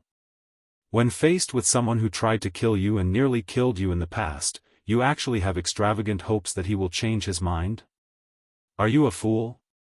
After saying that, the great elder could not help but burst into laughter. His laughter was filled with mockery. What? Yan Xiaoyi and Xiao Jin's expressions changed instantly as they looked at Yi Qing Luo in astonishment. They knew that Long Yunzhan had stabbed Yi Qing Luo. But she had never thought that the injury would almost cost Yi Qing Luo's life. I'm fine, don't listen to his nonsense. Yi Qing Luo's gaze was still fixated on the changes in Long Yunzhan's expression. She acutely saw Long Yunzhan after hearing the words of the great elder just now. The expression on his face changed slightly. If she hadn't been staring at it, she probably wouldn't have noticed this subtle change. Nonsense? Grand Elder seemed as though he had heard a joke as he laughed out loudly, you know very well that this elder isn't talking nonsense. And to think that Palace Master did it for you, I'm afraid. He's going to be tortured by the Lord till he's no longer human. Yi Qing Luo's heart thumped fiercely. As though there was an icy cold hand, tightly grabbing onto her heart. Squeezing it hard. Making her feel as though she couldn't breathe properly. She couldn't maintain the calm expression on her face any longer. End of this chapter.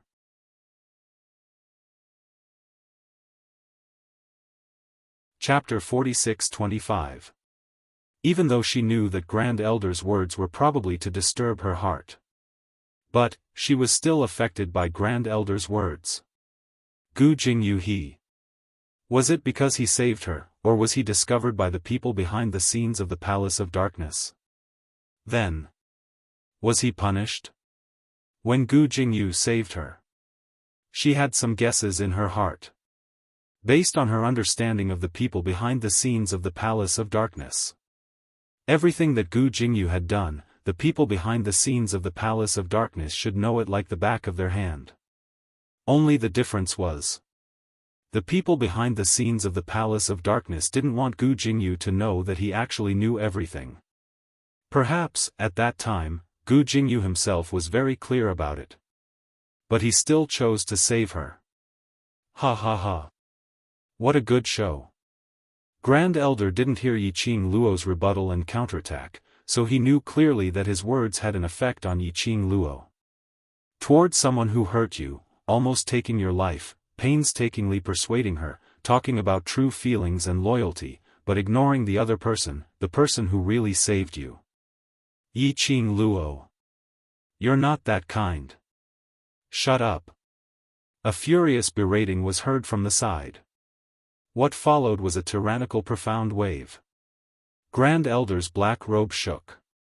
Looking as though it was effortless, he split that profound wave apart.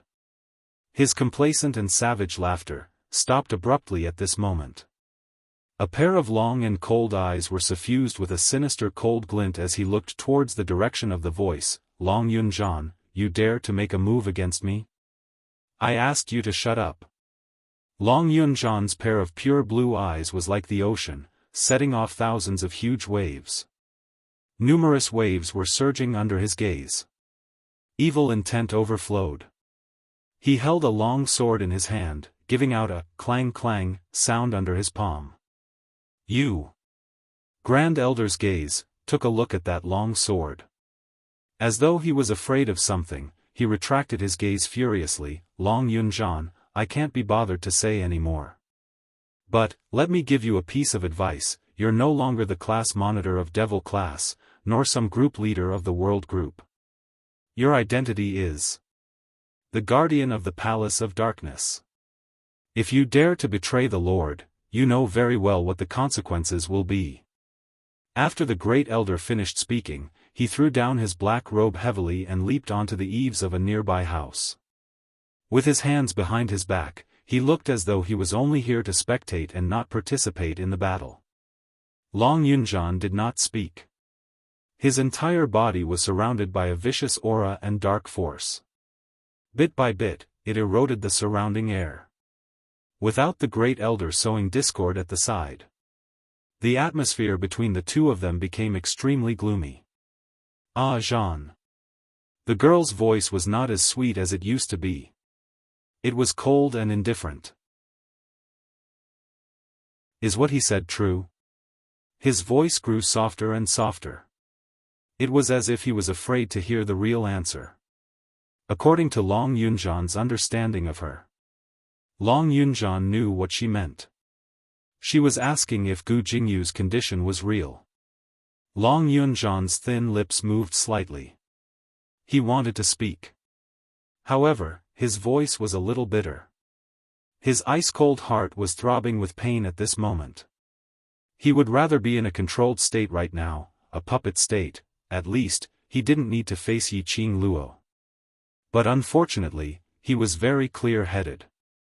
Very, very clear-headed. So clear that he was standing on the opposite side of Yiqing Luo, listening to Yiqing Luo's questions. His heart felt as though it was pierced by needles. But, he was unable to turn back. And was unable to respond to Yiqing Luo's words. End of this chapter.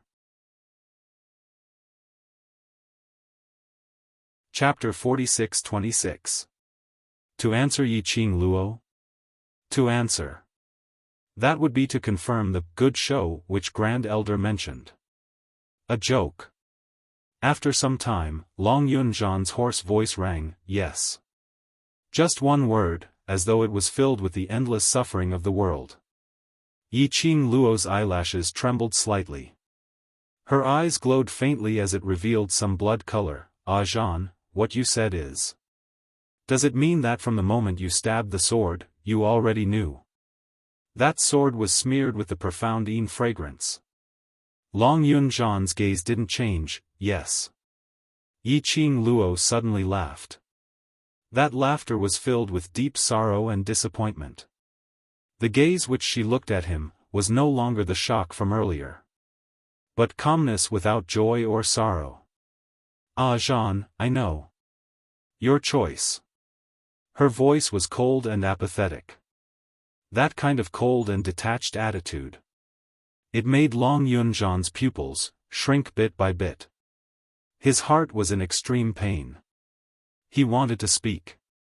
But the words which were at the tip of his mouth were kept back into his throat. There was already nothing more to say.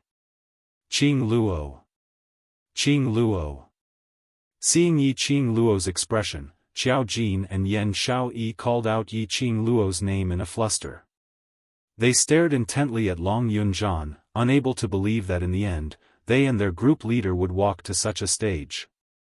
That was their group leader. If it wasn't for Long Yunjan's appearance. They were afraid that when they were in devil class, they would really continue to fall. How would they be able to have such a colorful and glorious life now? Even if they saw it with their own eyes. They were unable to believe that their group leader would part ways with them. Yiqing Luo raised her hand, making an action to stop them from speaking. Following that, her expression was calm as she looked at Long Yunzhan calmly. Her pink lips rose slightly, but it wasn't a smile arc, but I'm afraid Secluded Palace has miscalculated. Long Yunzhan went into a slight blank. Yiqing Luo smiled again. You've guessed what I want to do, right? Long Yunzhan's expression changed again. Yiqing Luo's gaze went past Long Yunzhan and landed on Grand Elder. She revealed a smile that was as bright as a flower. Who told you that if you hand over Long Yunzhan, I must fight him? Want to see us kill each other? It doesn't exist. If we can't beat you, can't we run? As soon as the girl's voice fell, deafening explosions suddenly erupted in the surroundings. A profound wave that shook the air rapidly spread in all directions. After the profound wave dispersed, in front of them, where was Yiqing Luo and the rest? F***CK. The Great Elder's face was ashen, and his facial features were so twisted that he couldn't help but curse. He quickly flew down from the eaves and scanned the surroundings. Where are they? Where is he? He ran away. Long Yunzhan stood in place, motionless like a stone statue. Ran away? How could you let them get away? Did you intentionally let them escape? Grand Elder had never seen someone as shameless as Yiqing Luo. The fight hadn't even started, and he was already running away. How could such a large group of people escape in such a short period of time? Long Yunzhan lifted his eyelids lightly, his blue eyes as calm as still water. Do you think I can stop a venerable sovereign? The Great Elder's expression was even more unsightly. He scolded loudly, but there was nothing he could do. He took large strides towards Ren Jianying, and directly pulled her up. Trash. Meeting Yiqing Luo, that slut, all of you have become trash. Let's see how you explain to His Highness this time.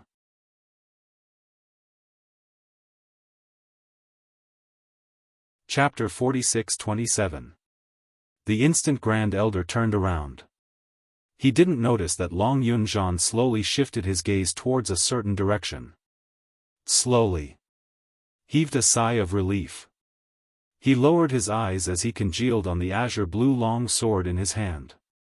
Luckily, he didn't need to make a move on her again. Luckily, he didn't really make a move. At this moment, Yiqing Luo and the rest were on the back of the magical beasts. Yiqing Luo and Dmo Xian were sitting on Little Nine's back. Chi was carrying the rest of them. They stopped at a rather secluded area in the forest before Yiqing Luo got Little Nine to find a place to stop. Xiao Jin and Yen Xiaoyi were both preoccupied. They had just leapt down from Chi's back as the two of them welcomed Yiqing Luo. Qing Luo. Group leader he really. Yiqing Luo recalled Chi back as she randomly found a rock to sit on. Right, if we didn't run earlier, we should be fighting with Zhan right now. Xiao Jin and Yen Xiaoyi's expressions congealed slightly as they pursed their lips tightly, unable to say a single word. They had interacted with Long Yunzhan the longest. Their relationship with Long Yunzhan was the deepest. Yiqing Luo didn't participate in the matters before they went to devil class. But Yiqing Luo knew. To Xiao Jin and Yen Xiaoyi, Long Yunzhan was their salvation. It was Long Yunzhan who led them to pull themselves together again. Setting up a new goal for them, giving them a new life. Not only the both of them. Everyone in devil class was the same. Why? Group leader is from Secluded Palace. Until now, Xiao Jin and Yen Xiaoyi were still unable to believe this fact. If this matter were to spread to the world group's brothers' ears, how much pain would their brothers be in? He didn't even dare to think about it. It's my fault. Yiqing Luo leaned into Dmo Xian's arms. Secluded palace's target is me and Ajan is a chess piece of secluded palace. It's not your fault. Yan Xiaoyi hurriedly said, if it wasn't for you, we wouldn't have met group leader. Yiqing Luo's eyelids drooped as her eyes dimmed. I ran because I didn't want to go against Ajan. She took a deep breath. Secluded palace really knows how to use the thing that we care the most, and even hurt us.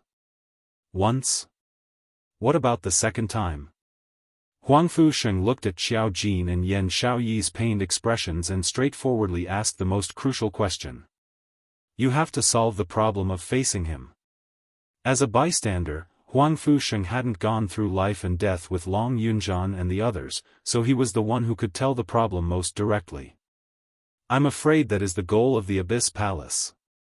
Even if Long Yunjian did not complete his mission, his appearance has disturbed all of your hearts. Gu Zixi walked to Yan Xiaoyi's side and hugged her gently.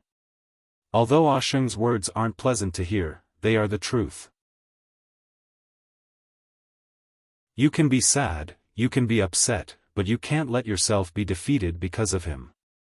The few of them fell silent. The two of you, don't be so sad.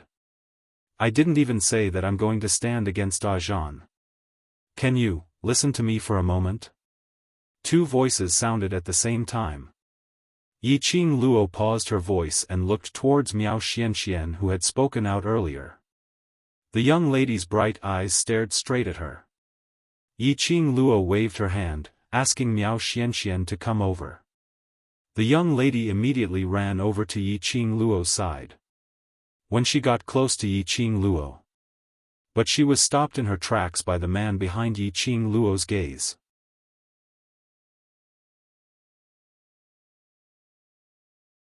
Chapter 46-28. Don't scare the young lady. Yiqing Luo gave Dmo Xian a stare and squeezed his palm hard, perhaps. This is Ajan's savior. Ha! Dmo Xian shot a cold glance at Miao Xianxian, savior? The fact that I didn't kill him just now means that I've been patient enough. Yiqing Luo was all smiles as she wrapped her arms around Dmo Xian's neck, as she leaned close to his face and planted a kiss. Yes, yes, yes, I know my Ah Xian has been extremely patient because of me. Reward him with a big one. That tone was as though she was coaxing a large-sized dog pet. She was just short of rubbing his head. Unfortunately, Dmo Xian enjoyed it. The moment the young lady took the initiative to kiss him. He then mercifully shifted his icy cold eyes away from Miao Xianxian. He lowered his head tightly and played with the young lady's slender fingers. Come here. Yiqing Luo waved at Miao Xianxian. The young lady looked at Dmo Xian in fear and hesitated. Yiqing Luo smiled, with me around, he won't dare to glare at you. Miao Xianxian hesitated for a moment before she moved her feet and walked to Yiqing Luo's side. But she didn't get too close. Instead, he stood 2 steps away from Yiqing Luo and stopped. Qing Luo, what do you mean by what you said earlier? We don't need to go against the group leader. Is there any other way to wake the leader up? Yan Xiaoyi's face was filled with anxiety. Don't keep me in suspense, I'm dying of anxiety. Yiqing Luo's lips curled slightly as she winked at Miao Xianxian. Didn't Xianxian have something to say? Let's hear what Xianxian has to say first. Yan Xiaoyi and the rest looked towards Miao Xianxian in unison. It was rare to be stared at by so many people. The young lady was shy and unnatural as she averted her gaze. Wait. Wait. Ren Jianming couldn't stand it anymore as he walked to Miao Xuanxuan's side and pulled her behind him, blocking Yan Xiaoyi and the rest's gazes. She's just a young lady who sells information and has nothing to do with this matter. Because of me, she has been implicated and offended, my eldest sister. When Ren Jianming mentioned Ren Jianying, he looked very ashamed. He pursed his thin lips. We can't drag her into this anymore. From the moment she sold the information to you, she was already involved. Yan Xiaoyi frowned, this matter has nothing to do with you, don't interrupt. What do you mean it has nothing to do with me? Ren Jianming stood in front of Miao Xianxian to protect her. The young lady is only involved because of me. That's enough. Your regiment commander's matter has nothing to do with the young lady. Can't you see that she's afraid? What do you want to force her to say? Because of Long Yunzhan, he was already anxious and frustrated. Yan Xiaoyi had been suppressing her emotions. Now, because of Ren Jianming's interference. Moreover, he used a blaming tone. Yan Xiaoyi instantly exploded, what do you mean? The guild leader has nothing to do with you, so of course you wouldn't understand our feelings. Since Xian was allowed to speak, it meant that Xian had her own views on the matter regarding the regiment leader. Xian hasn't said anything yet. What are you shouting for? Ren Jianming's expression froze. Both sides' arrogance was ignited at this moment. At the moment when swords were drawn. A light cough interrupted the two's tit-for-tat. Can't the both of you wait for the young lady to finish her words? Yi Qing Luo's gaze lingered on the both of them. What if the young lady is frightened by your quarreling? Latest update, no pop-up window, please.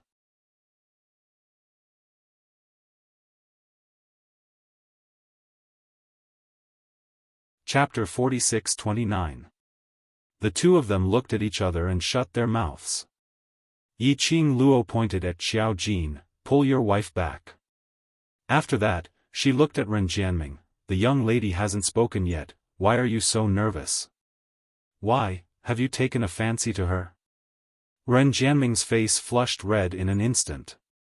Took a fancy to Miao Xianxian? The person he liked, was obviously. Ren Jianming couldn't describe the feeling in his heart. He felt a burning sensation on his face. He turned around and looked at Miao Xianxian behind him, wanting to say yes. But when he met the young lady's bright eyes, his face turned even redder. Ah Luo, what nonsense are you talking about? I don't mean that, I just. You don't need to explain to me, you know what you're thinking about. Yi Qing Luo waved her hand with an, I understand, expression. Ren Jianming. He was even more confused now. Yi Qing Luo looked at Miao Xianxian with a beaming smile, her voice was clear and sweet, but it was just a normal chatting tone, Xianxian, because of Ren Jianming's matter today, I'm really sorry for dragging you into the Ren family's fight. Miao Xianxian stuck out her little head from behind Ren Jianming and shook her head vigorously, it's all right, I'm not afraid of her. Now. I'm afraid she's the one who's afraid of you. Yi Qing Luo laughed softly and continued, regarding my friend's matter. If you're not willing to help, I understand, so you don't need to have any psychological burden. I'm willing. Miao Xianxian blinked her bright eyes, why wouldn't I be willing? Do you know? Once you're involved in this matter, there's a possibility that your life will be in danger. Ren Jianming listened to the young lady's innocent words, his heart was filled with worry. He held the young lady's arm with both hands and said solemnly, the enemy we're facing is not as simple as the Ren family's patriarch, there's a more complicated force behind. I know. Miao Xianxian looked at Ren Jianming's worried face. She suddenly smiled brightly. She hugged Ren Jianming with both hands and said in a clear voice, thank you for your concern, I know what you want to say, and I know what I'm doing, don't worry. The young lady's face was covered in dust and her body was covered in dust. But, when she hugged herself, Ren Jianming felt a soft warmth in his arms. The unique fragrance of a woman seeped into his nose. His heart trembled violently. His body was stiff and he couldn't react at all. Miao Xianxian only hugged him for a while before letting go of him. She then looked at Yan Xiaoyi and the others, actually, I came to the heaven realm because of the guild leader that you all mentioned. Let me reintroduce myself. My surname is Miao, and my name is Miao Xianxian. I'm the next holy lady of the Miao Gu family in the Earth domain. Miao. Miao Gu clan. Yan Xiaoyi looked at Miao Xianxian in shock. You're the holy maiden of the Miaogu family? You came to the heaven realm for our guild leader? In that case, their leader had been poisoned by a venomous insect? That's right. Goo poison. That's right. The goo poison in Ajan's body has yet to be neutralized. Yiqing Luo continued the conversation. At that time I asked little Qingwu and she mentioned that the venom in Ajan's body can only be undone by the person who planted the venom in the upper realm. But, what does this goo poison have to do with the fact that the captain is from the Palace of Darkness? Yan Xiaoyi tried her best to digest what she had just learned. Could it be that Dark Secluded Palace used goo poison to threaten the leader? Latest update, no pop-up window, please. Chapter 4630. It's not entirely because of the venomous worm. Yiqing Luo shook her head. The venomous worm is only a small part of the reason. Based on my understanding of Ajan, if it's only because of the venomous worm, he would rather die than bear to touch us. Then what's the reason? Yan Xiaoyi asked anxiously. Ever since Mo Yuing told everyone about Long Yunzhan's body being planted with the heart-devouring worm. At that time, Long Yunzhan was indeed depressed because of the heart-devouring worm. But because everyone wished for him to stay alive. And because Mo Yuing brought back Yiqing Luo's words. Which made Long Yunzhan persevere on. And the heart-devouring worm didn't show any signs of acting up. Everyone gradually let down their guard. And then, until now. Yan Xiaoyi's expression changed. What you mean is, the heart-devouring worm in group leader's body has already acted up. There's a strong smell of the worm on him. Miao Xianxian nodded, but there seems to be something suppressing his worm, so that he doesn't lose his rationality. Yan Xiaoyi's expression suddenly turned pale. Her petite body swayed. Xiao Jin supported her from the side and pulled her into his arms, then looked at Miao Xianxian. Then do you have any way to help him detoxify the worm? I've heard Auntie Miao mention about the heart-devouring worm, this time. I'm under orders from Auntie Miao and the family to specially come over to resolve the heart-devouring worm. Miao Xianxian's head drooped, but I'm not sure if I have any way. Auntie Miao said that the heart-devouring worm in his body came from the most powerful witchcraft family. Only the person who planted the worm can detoxify the heart-devouring worm. I can only try my best, but I can't guarantee if I can detoxify the worm. For a moment, the few of them turned silent. There wasn't 100% certainty. That meant there was danger. In the process of detoxifying the worm, a little bit of danger could cost one's life. Previously Auntie Miao and I were still wondering who it was. Why would they plant such a precious worm on Ajan? Now, I finally understand.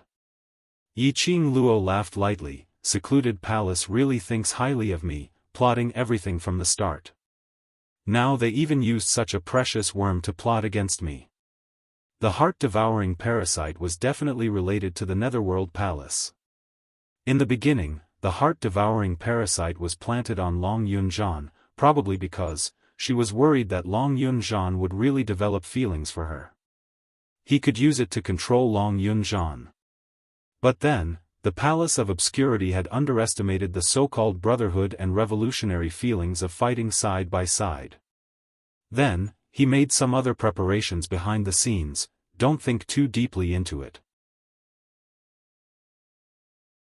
Yiqing Luo opened her mouth to break the silence. Since Aunt Miao and the Miaogu family invited you over, they definitely believe in your ability and I also believe that you can do it. But, she paused for a moment. Have you guys ever considered that with Ajan's current condition, there's no way he'll cooperate with us to dispel the goo? The others were slightly startled. Indeed.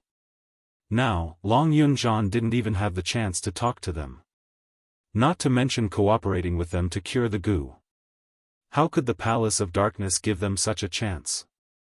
Yan Xiaoyi muttered to herself for a moment and suddenly thought of something as she raised her head to look at Yiqing Luo. Qing Luo, previously why did you say that we won't go against group leader? And the reason why he would stand on the Palace of Obscurity's side, is not only because of the heart-devouring parasite, what other reason is there? She asked. End of this chapter.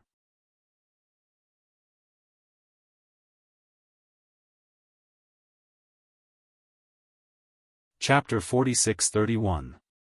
I haven't thought of that yet.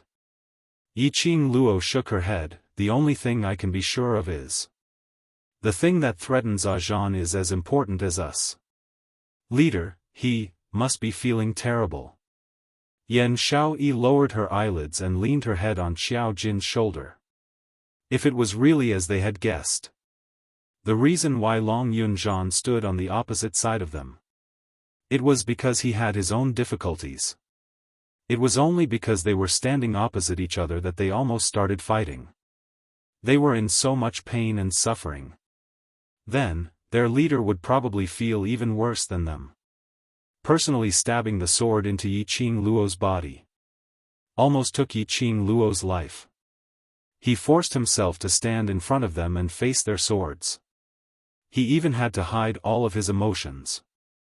Actually, Long Yunzhan was in more pain than them. Secluded Palace. Yan Xiaoyi gritted her teeth, pausing between each word. I really want to kill the person behind Secluded Palace. Is he really that happy to play with our feelings? That's because that man will never be able to experience the feeling of being loved. That's why he's jealous. Qing Luo comforted him softly. Find a chance to test Zhan. As long as we solve the problem from the root, Secluded Palace's motive will not succeed. What should we do? Yan Xiaoyi asked. Qing Luo squinted her eyes slightly as a dangerous glint flashed past her eyes. Tonight, Xian and I will head over to the Ren family to check on the situation. You all follow Ren Jianming to hide first, in case the people from Secluded Palace find you. Yan Xiaoyi also wanted to follow. But it was also clear. The fewer people there were, the safer it would be. She could only suppress the worry in her heart and agree, you guys have to be careful too. The Palace of Gloomy Shadows is very cunning. Knowing that His Majesty is here, they will definitely take extra precautions. To guard against trouble. I don't think so. Or rather, the Palace of Gloomy Darkness was waiting for them to visit the Ren family at night. But this guess, in order to prevent them from worrying, Qing Luo didn't say it out. The night was as dark as ink. The night sky was quiet and dense. It gave off a chill that made one's hair stand on end. It was as if he was announcing that there would be no peace tonight. Two silhouettes stepped lightly onto the jade tiles. Everywhere he went, there wasn't the slightest sound, and he floated silently like the wind. In a short moment, the two of them were already standing inside the Ren clan's mansion. The Ren family was silent. It was so dark that one couldn't even see their own fingers. Not even a single candle was lit. There wasn't even the slightest hint of a human aura. Generally speaking, families with large forces like these would not be able to afford to offend them. Every night, 2 candles would be lit at regular intervals to illuminate the area. However, the Ren family was in complete darkness. Qing Luo raised her eyebrows. Could it be that this was how the Ren family welcomed their night visit? Under the night sky, the girl's bright and charming eyes met the man's. Dmo Xian locked onto her waist and immediately leapt up. With a few leaps, he landed on the other side of the Ren family. It was still quiet and dark all around. There was not the slightest bit of light. But at this moment, a slight sound came from behind him. It was very obvious. There were still people living in the Ren residence. Qing Luo and Dmo Xian quietly approached the source of the sound. He landed in an extremely spacious courtyard. The sound of Ren Jianning gasping in pain came from inside. Damn the Miaogu clan, it hurts. There was even a maid comforting her in a low voice. But Ren Jianning, who was in extreme pain, how could she hear other people's voices? She was annoyed and furious, and because of the goo worms in her body jumping up and down, the pain was unspeakable. Update complete. Moi. My computer crashed while I was in agony, it kept crashing and the blue screen kept crashing. The kind of blue screen the moment I turned it on, it's tormenting me so much that I'm about to collapse. Sob sob sob, please comfort me. End of this chapter.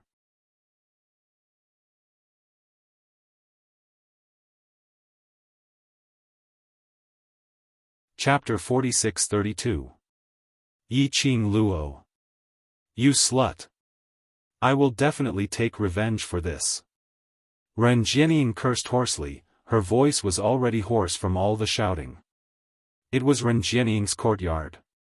From the looks of it, she should be suffering from the goo worm that Miao Xianxian had planted on her. Yi Qing Luo smiled lightly as her lips curled. This was Ren Jianying's own trap. She couldn't blame anyone else. But based on Ren Jianying's current status, over at the secluded palace, they should more or less care about her. Why? Ren Jianying was suffering from the goo worm and was in so much pain. The secluded palace actually had no intention to help her, leaving Ren Jianying to howl in pain. Could it be that they weren't worried that Ren Jianying's condition would easily shake the other powerhouses? That hand on her waist wrapped around her waist tightly. The man's boiling hot chest pressed tightly against her back. It made her body immersed in warmth. His entire body was filled with a man's elegant sandalwood scent. Dmo Xian bent down slightly as his thin lips slowly moved towards Yi Qing Luo's ear. His low voice was like a stream of air as it drilled into her ear. Lil Luo, look at her neck. That ticklish feeling was like a feather, tickling her skin, her heart. Yi Qing Luo was starting to suspect if he did it on purpose. Knowing that her ear was sensitive, he still moved so close. Yi Qing Luo's little hand pushed him. Just as she moved, the man seemed to know what she wanted to do as he accurately grabbed her little hand and stuffed it into his big palm. That thin lips by the side of her ear lightly moved again. Look. You're still looking at her neck. Yi Qing Luo pinched the arm which was across her waist. After giving a cold humph, she shifted her gaze towards Ren Jianying's direction. Just at this moment, her gaze had yet to land on Ren Jianying. Suddenly, her waist tightened. The man hugged her and with a leap, he silently stepped onto the jade tiles. At the same time, a figure which had completely blended into the night slowly appeared at the entrance of Ren Jianying's room. Yi Qing Luo's angle was just nice to see everything below. That figure, wasn't it the Grand Elder whom she saw in the afternoon? Why did he come to Ren Jianying's room? In the afternoon, he was clearly extremely disdainful of Ren Jianying, and he didn't seem to care at all. At this moment, he was actually going to visit her at night? Yi Qing Luo's long and narrow eyes curled into a devilish smile. She had a feeling that something 18+ was about to happen in the room. Yi Qing Luo stuck her little head out and looked into the room. Her head was heavily knocked by the man's well-defined fingers. Yi Qing Luo hugged her head and gave him a stare. From below, the servant girl's respectful voice rang out. Great Elder. You may leave. The Great Elder waved his hand, his cold voice sounding even more treacherous in the night. After the Great Elder stepped into the room, Ren Jianying, who was moaning in pain on the bed, also stopped. However, if one listened carefully, one would be able to hear her gasps and muffled groans of pain. The door was quickly closed. Only the First Elder and Ren Jianying were left in the room. Ren Jianying. The Great Elder's voice was gloomy as he slowly called out Ren Jianying's name. The person on the bed shrank slightly. But she stubbornly turned her back, unwilling to look at him. The petite figure trembled slightly on the bed. The Great Elder slowly walked to the side of the bed. Just as he was about to sit down, Ren Jianying's hoarse voice was heard, didn't the secluded palace intend to give up on me? Why are you still here for? Latest update, no pop-up window, please.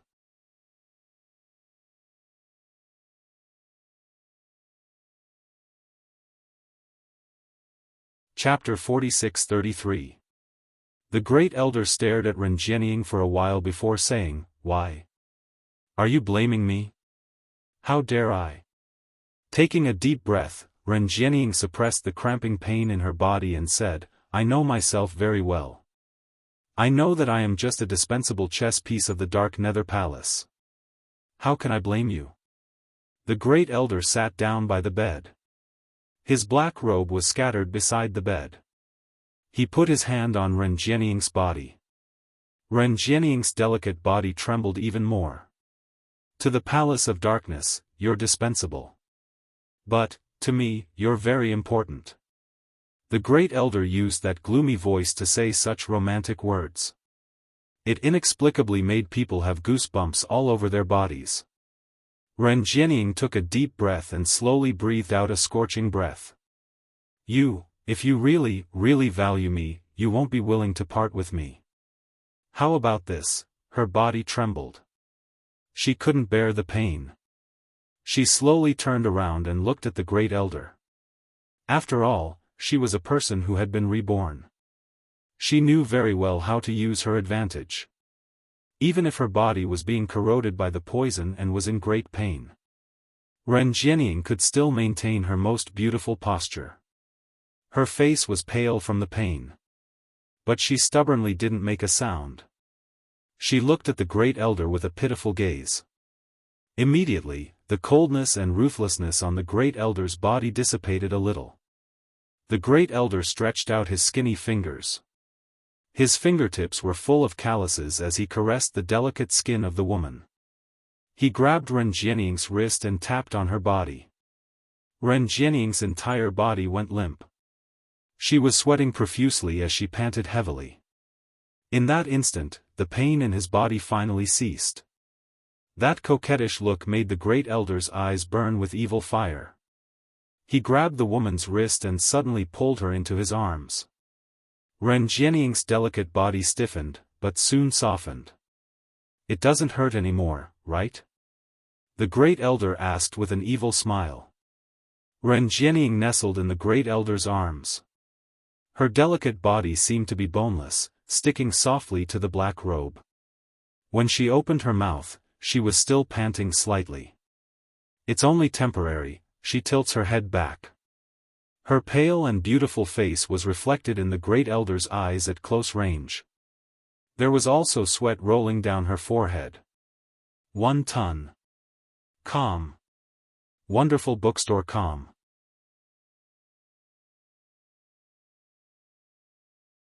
Chapter 46-34. It also carried a deathly aura. Ren Jianying's body stiffened.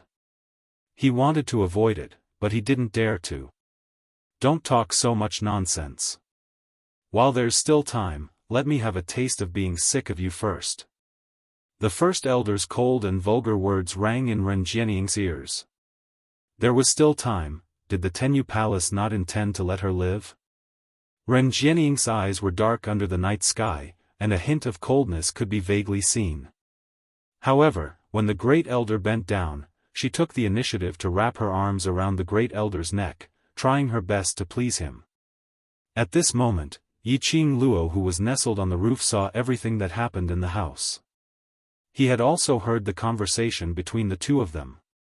But Yiqing Luo's gaze fell directly onto Ren Jianying's neck. The candlelight in the room was dim. He could vaguely see the entangled figures on the bed. Ren Jianying leaned against the bed. His clothes had long been disheveled. A large portion of her fair skin was exposed. Around his neck, there was a necklace with a fiery red light flowing through it. It was extremely eye-catching. That was the azure water chain of light. The azure water light chain that belonged to her mother. Just now, Dmo Xian wanted her to look at this necklace. Yiqing Luo's eyes sunk slightly as her slender fingers clenched tightly. She would never let Ren Jianying and the Palace of Darkness taint her mother's things. As though he sensed Yi Qing Luo's thoughts, the man who was sticking close to her raised one hand and blocked her eyes. There was a faint warmth in his warm palm. The man leaned over and whispered in her ear, "Don't look, it'll dirty your eyes. We'll snatch that necklace back later." He had to snatch it back. However, if he snatched it openly, he might disturb the Palace of Darkness. There's no hurry. Dmo Xian hooked her body and brought her away from Ren Jianying's courtyard. The flirtatious sounds in the room gradually faded away. This continued until it stopped on the other side of the Ren residence. "The person you're looking for is not in the Ren residence." Dmo Xian hugged her tightly. Long Yunzhan was not in the Ren residence. Long Yunzhan was the person specially arranged by the Abyss Palace to deal with her. The Palace of Gloomy Darkness had finally managed to lure her out. They definitely couldn't let Long Yunzhan leave the old city now. Long Yunzhan was not in the Ren residence. That meant, in this old city. Calm. Wonderful bookstore calm.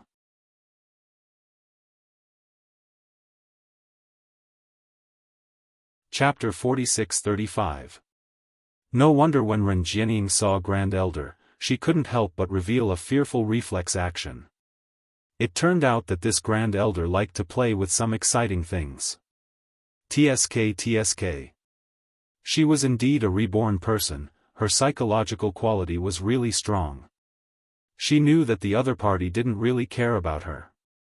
She also knew the other party's bad habits. But in order to achieve her own goal, she voluntarily offered her own body. A woman who was so ruthless to her own family. Indeed. It was easy to succeed. If Ren Jianying didn't choose the wrong partner. Perhaps, Ren Jianying's ambition could really be achieved. But unfortunately, ambition was bigger than her own ability. And to cooperate with a partner whom she couldn't control. This doomed her to failure. After the maidservant finished packing, she left. Ren Jianying laid in the bedding without moving. If it wasn't for that pair of eyes, occasionally blinking. Yi Qing Luo thought that Ren Jianying had been played to death. This filthy thing must not be seen by Dmo Xian. Yi Qing Luo covered Dmo Xian's eyes with both hands and turned towards him. "Wait at the door, I'll go in to get the azure aqua light chain." From the first floor. Dmo Xian's vision had been fixed on her, not shifting away for half a second. Hearing Yi Qing Luo's words, he frowned slightly. The young lady leaned forward and planted a kiss on his face. "I'm not asking you to leave, you stay at the door. If there's a trick, I'll call you." Perhaps that kiss pleased the man. The man released her slender waist. Yi Qing Luo was about to enter the room. Suddenly she thought of something, turned around and stared angrily at Dmo Xian. "Don't peek at her. Dirty eyes." Dmo Xian smiled lightly as he pinched the young lady's cheek. "If I want to see, I only want to see Lil Luo's naked body." Yi Qing Luo. Her face blushed slightly as she stared at Dmo Xian and entered the room. In the room, the maid lit up the incense to remove the smell. Her footsteps were silent.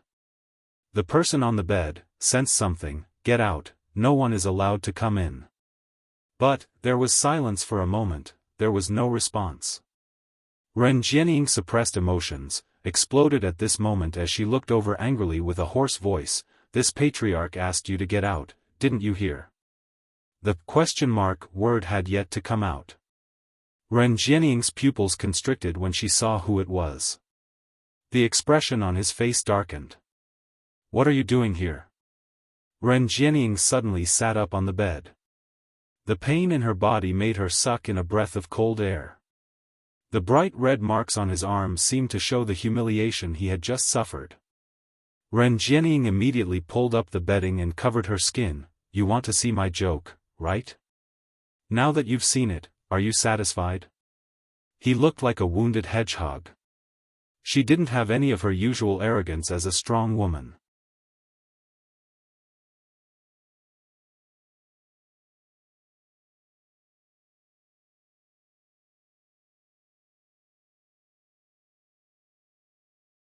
Chapter 46-36. Hearing the solemnity in Yiqing Luo's tone, Ren Jianying laughed coldly as her face was filled with a malicious smile. Do you really think that Long Yunzhan still remembers your past relationship? He's from the Palace of Darkness, and right from the start, he's from the Palace of Darkness. His motive is to deal with you. As she said that, she laughed even more maniacally. Long Yunzhan is a chess piece which the Palace of Darkness specially arranged by your side. You actually believe in a chess piece? Hoping for a chess piece, to develop feelings for you? Ren Jianying laughed as her brows were filled with ridicule. Let me tell you, after you left yesterday, Long Yunzhan told Grand Elder. Based on your character, you will definitely come to the Ren family at night and asked us to take precautions. At this point, the smile on her face gradually disappeared. Her 5 fingers clutched the bedding tightly. If it wasn't for the fact that Grand Elder doesn't believe in Long Yunzhan's words, do you think that you can stand in front of me now? Ren Jianying's words were like thunder, falling into Yiqing Luo's mind. Bursts of roaring filled her ears. Indeed. Based on Long Yunzhan's understanding of her, he definitely knew that tonight, she would come to the Ren family to look for him. He told this matter to Grand Elder. Did he want Grand Elder to catch her? Long Yunzhan was sincere. Or was there any other reason? Only by personally asking Long Yunzhan would he be able to get the answer. No matter how turbulent her heart was. Yiqing Luo's expression was as calm and indifferent as usual, without any fluctuation of emotions. But, aren't I standing in front of you now? Yiqing Luo laughed lightly as she indifferently got closer to her. And you, how are you going to escape from my hands? Ren Jianying's laughing expression instantly froze on her face. Her hands clasped the bedding tightly as her body tensed up. You can't possibly make a move on me. This is the Ren residence and there are many people from the Palace of Darkness around. If I were to scream, you won't be able to escape. Why don't we try and see if you die first or if I get caught first? Yiqing Luo smiled as she stood by the bedside, condescendingly looking down at the lady on the bed. Ren Jianying's body shifted backwards. Yiqing Luo, you don't come over. As for the girl, she slowly approached. Ren Jianying, whose eyes were filled with shock, shrank back a little when the young girl approached her. Suddenly, the corners of Ren Jianying's mouth curled into a strange smile, and she stretched her arm out from under the blanket. In her hand, was a wooden box which was filled with profound yin qi, as she threw it towards Yiqing Luo's direction fiercely. Ha ha ha. Yiqing Luo, did you really think that I didn't have any precaution at all? Grand Elder doesn't believe Long Yunzhan's words, but I believe. Ren Jianying's face was distorted, filled with the crazy pleasure of revenge. This is the witchcraft spell that I got from the Great Elder. Didn't you take that person from the Miao family away? I want to see what method she has to cure you. Pa! The wooden box fell to the ground. Ren Jianying's smile froze on her face once again. Because, at the moment when the wooden box was hurled towards Yiqing Luo's figure had actually disappeared in front of her eyes. Until the wooden box fell to the ground. The girl appeared on her bed. A hand hooked onto the necklace around her neck. A "ka" sound was heard. The necklace fell into the young lady's fair slender fingers. Ren Jianying went into a blank for a moment, as her pupils suddenly widened, as both her hands swiftly pressed onto her own neck. This is my thing. Let go. Let go. End of this chapter.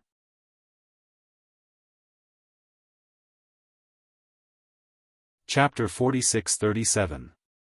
Your things. Yiqing Luo's brows rose as her lips curled into a smile which didn't look like a smile. Are you sure this is yours? Ren Jianying stared at that brilliant necklace in Yiqing Luo's hands as her eyes were filled with terror. Yiqing Luo. You broke it and gave it to me. This is mine. She pounced towards Yiqing Luo and stretched out her hand to snatch the necklace. This necklace was given to her by the Dark Palace. It was also the most important thing for her to improve her strength. With this necklace, her strength was much stronger than before. Without this necklace, how could she make those restless powers in the heaven realm submit to her? Most importantly, the Great Elder would never let her off. The Netherworld Palace would not let her off. Thinking of these consequences, Ren Jianying's pupils constricted as her actions of pouncing towards Yiqing Luo became even more frenzied and impatient. Under the bedding, her skin, which was full of red marks, was exposed. Ren Jianying didn't care. She just wanted to get the necklace back.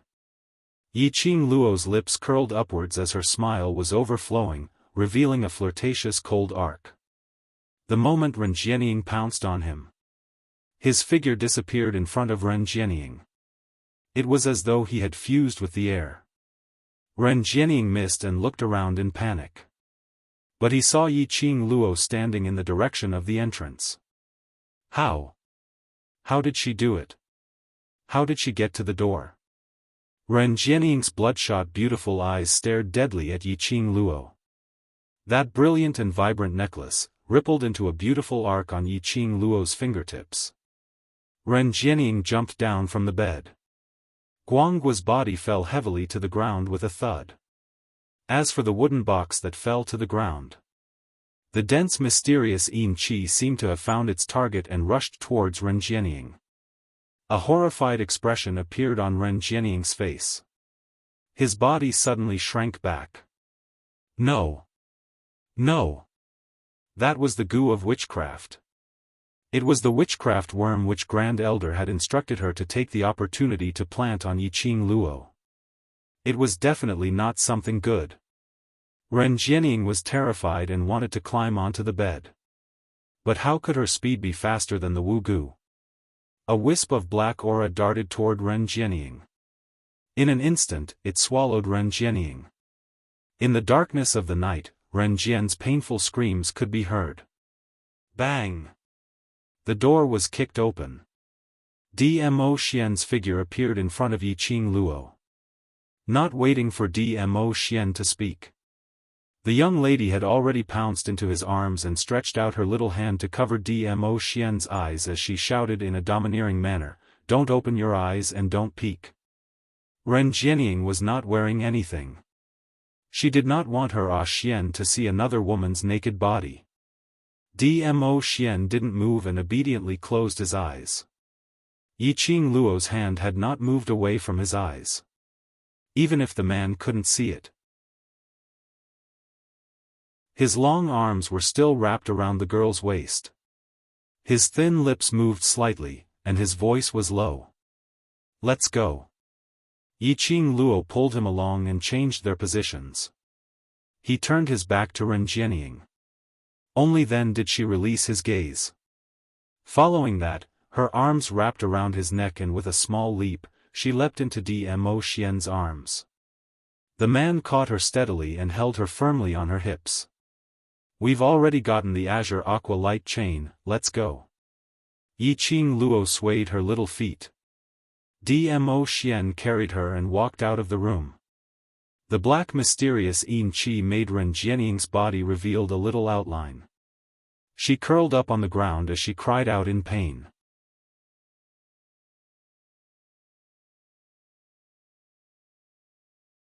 Chapter 46-38.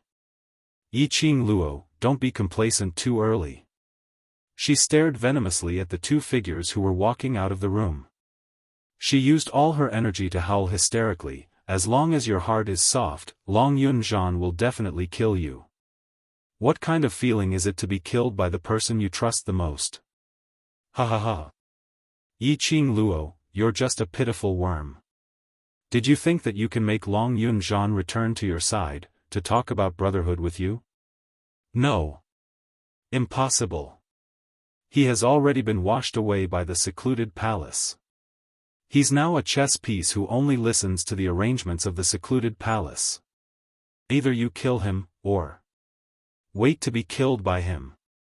He won't have any sense of guilt, because he doesn't have a heart, he doesn't have a heart at all." Ren Jianying vented the anger in her heart. The intense pain from the witchcraft worm made her lose her rationality. She knew that Yiqing Luo valued Long Yunzhan very much. She also knew. As long as Long Yunzhan was mentioned, it was a thorn in Yiqing Luo's heart. And that person who had already walked out of the room stopped in his tracks following her words. Ren Jianying knew that her guess was indeed right. Her words had indeed pierced into Yiqing Luo's heart. As long as Yiqing Luo was in pain. As long as Yiqing Luo was in pain. No matter how much pain she was in, she could take it. Looking at Yiqing Luo and Dmo Xian's harmonious and loving look, Ren Jianying only felt that it was a thorn in her eyes. On what basis could Yiqing Luo obtain the one and only love? To make the overlord dote on her so much. And she spent so much effort. But she couldn't get what she wanted. She had to force herself to climb from this man's bed to that man's bed. On what basis? She was obviously not worse than Yiqing Luo. Not any weaker than Yiqing Luo. Why was heaven so unfair? Giving her a second life but treating her in such a way. If her ending was like this, then why did she have to be reborn? Ren Jianying's heart was filled with resentment and anger. Suddenly, she seemed to have thought of something, and under the devouring of the witchcraft worm, her lips curled upwards. Yiqing Luo. Do you want to know why was Long Yunzhan washed away all his feelings by the secluded palace? Do you want to know why Long Yunzhan became a puppet? Ren Jianying burst out laughing. Not waiting for Yiqing Luo's reply, he directly gave his answer. You probably don't know that Long Yunzhan likes you, right? A chess piece had developed feelings for his own mission target. Ha ha ha. What a joke. He likes you, and it's the kind of affection between a man and a woman. Bang! A gust of wind blew over. Dmo Xian's sleeves fluttered. The entire courtyard collapsed with a loud crash. Ren Jianying was engulfed in the collapsed building. Ah Xian, Yiqing Luo grabbed Dmo Xian's arm and suppressed his agitation. Dmo Xian's brows were filled with viciousness. But when he lowered his eyes to look at the girl, the expression on his face quickly softened. However, even if it was a gentle expression, Yiqing Luo could tell. He was angry. Moreover, very angry. Yiqing Luo hugged him tightly as she rubbed against his chest and propped up her waist as she placed her forehead on his. Her motive is to disturb my heart, don't be angry. Her stupidity touched his face. How could a Jean like me? This kind of lie, no one would believe it even if I told you.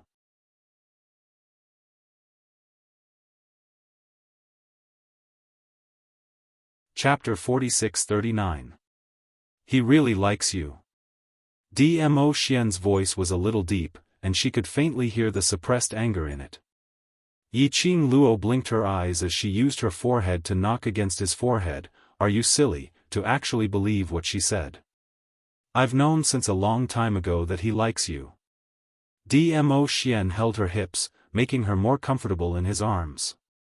However, that pair of shimmering peach blossom eyes looked at her very seriously. So, I don't like you to be too close to him, and I don't like you to save him. Yiqing Luo, she was a little confused and couldn't wrap her head around it. Wait. Wait. Yiqing Luo shook her head. No, if A Jean likes me, what does Ziqing count as? Ever since he Long and Yunzhan met, she clearly sensed that the atmosphere between Long Yunzhan and Tong Ziqing was obviously different. All that was left was for someone to speak up and break the ambiguous deadlock between them. Then, they would be together officially. Why did it suddenly become Long Yunzhan liking her? If Long Yunzhan really likes Tong Ziqing, he wouldn't have made Tong Ziqing wait for him for so long. Dmo Xian's voice was a little cold. After finishing this sentence, he stared at Yiqing Luo. His eyes darkened. Under the dim light of the night, he appeared even more indescribably handsome. He suddenly lowered his head and bit the tip of the girl's nose. "I'm jealous," he muttered. That aggrieved look was very much like that of a large canine pet. Yiqing Luo sighed, "What's there to be jealous about? Look at me. Till now, I still don't know that Ajan might like me." "You don't need to know." Dmo Xian's tone became more serious, as if he was a pet fighting for attention. "You only need to know that I love you. That's enough." This man was flirting again. Yiqing Luo stretched out her hand and pinched his face. All right, don't be in a hurry to be jealous, I'm afraid we're in trouble." It was indeed troublesome. How could it not be troublesome? The two of them were so unbridled in the Ren family. Ren Jianying's voice and hysterical roar.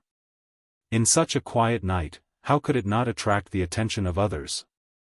Especially, earlier, Dmo Xian had directly flipped Ren Jianying's courtyard. It caused such a huge sensation. The guards of the Ren residence and the people from the Dark Abyss Palace rushed over.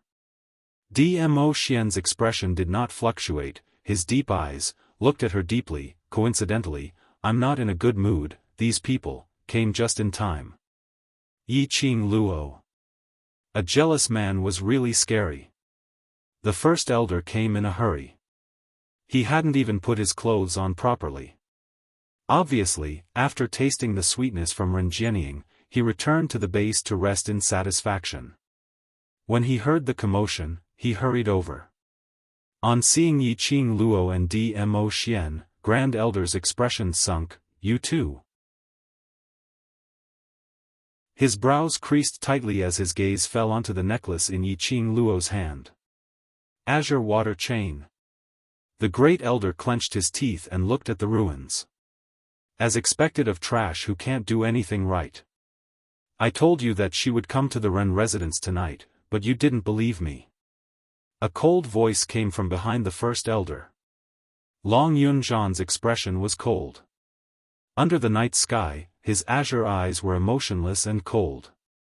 "How would this elder know that what you said is true?" The first elder's expression was ugly as he turned his head and looked at Long Yunzhan. "You and that woman used to have such a good relationship, how would this elder believe you? Now, do you believe me?"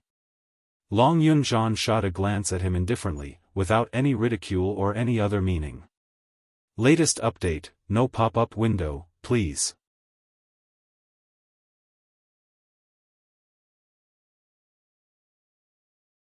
Chapter 4640. Grand Elder's face turned black as he didn't continue talking to him. After Long Yunzhan appeared, Yiqing Luo's vision was fixed on him. Her eyes were sparkling like water waves as she stared at Long Yunzhan without blinking. Ever since Ren Jianying mentioned Long Yunzhan, she could still lie to herself. All these were fake.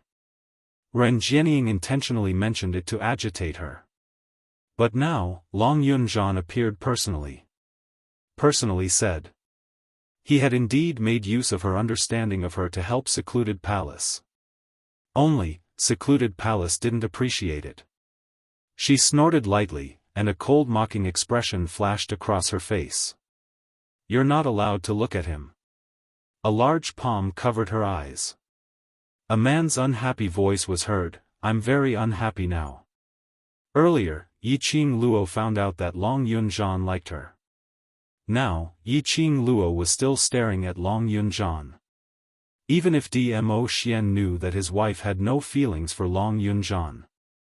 But the moment Yiqing Luo's gaze looked over, he was unhappy. The young lady's long lashes slowly swept past Dmo Xian's palm. Her hand covered his palm as she slowly moved it away. "All right, I won't look anymore." "Long Yunzhan, don't you want us to believe you?" "All right then. Now, make a move on that woman and let me believe you." Grand Elder saw the young couple were still kissing each other and his expression instantly turned ugly. Long Yunzhan didn't say a word as he drew out the long sword in his hand. The blue profound glow was extremely dazzling in the quiet night. He held up his long sword as he walked towards Yiqing Luo step by step. Seeing Long Yunzhan's actions, Grand Elder couldn't help but burst out laughing. I love this kind of internecine drama the most, ha ha ha. In the day, Long Yunzhan faced her with his sword. Now, Long Yunzhan had once again used that sword which had once protected the World Group's brothers and aimed it at her. Even though she had many explanations for Long Yunzhan in her heart, and had thought of numerous reasons for him. But when it came to this situation, Yiqing Luo's heart couldn't help but feel dull pain. Stand properly. Dmo Xian pulled her behind his back. His broad and tall figure blocked Yiqing Luo's line of sight. The man's entire body faintly emitted an oppressive profound energy. Yiqing Luo's little hand clutched his robes tightly as her gaze went past his body, looking at that expressionless Long Yunzhan. Don't kill him. Dmo Xian did not speak. He leaped. The sleeves of his purple robe fluttered. She was like a proud and aloof purple lotus. Bang! The terrifying dark radiance engulfed the entire Ren residence. The ground cracked open and the buildings collapsed layer by layer. The surroundings were filled with screams. Immediately after, the man moved and appeared in front of Long Yunzhan. He moved his palm and countless dark force wrapped around Long Yunzhan like silk threads. Long Yunzhan reacted quickly and slashed with his saber. It actually withstood a wave of Dmo Xian's attack. A shocking profound light lingered in the sky. Yiqing Luo's eyes were fixated on Dmo Xian's body without blinking, as her heart started to palpitate uneasily. She could tell. Dmo Xian was really angry. These Ren residences' guards and secluded palaces people had all become Dmo Xian's tools to vent his anger. Watching Dmo Xian and Long Yunzhan cross hands, Yiqing Luo was still worried that Dmo Xian would injure Long Yunzhan seriously because he had injured her. Her attention was focused on Dmo Xian and Long Yunzhan. She hadn't noticed that a figure behind her was silently approaching her.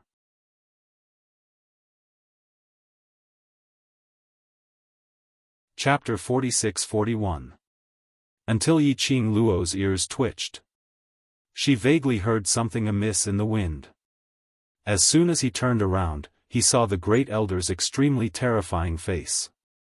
Seeing Yiqing Luo's reaction, he laughed sinisterly. Yiqing Luo, be good and take a nap, in case you suffer. Following Grand Elder's words, his black robe moved. What met her was a ball of thick black yin qi. Yiqing Luo immediately evaded. But Grand Elder's fingers were like eagle claws as he swiftly locked onto her shoulder. And just as Grand Elder was closing in on Yiqing Luo, Lil Luo, Dmo Xian's eyes turned sharp as he raised his palm towards Long Yunzhan's chest, speedily heading towards Yiqing Luo's direction. It was thrilling and dangerous at this critical moment. Not waiting for the crowd to react, a figure appeared in midair in the direction where Yiqing Luo had retreated.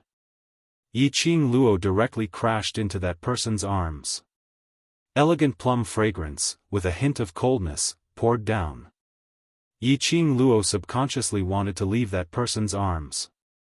That person's long arms suddenly exerted strength as he locked her waist tightly, pressing her tightly into his arms. Yiqing Luo couldn't struggle free. Following that, an irresistible profound ray rippled out from that person's sleeves.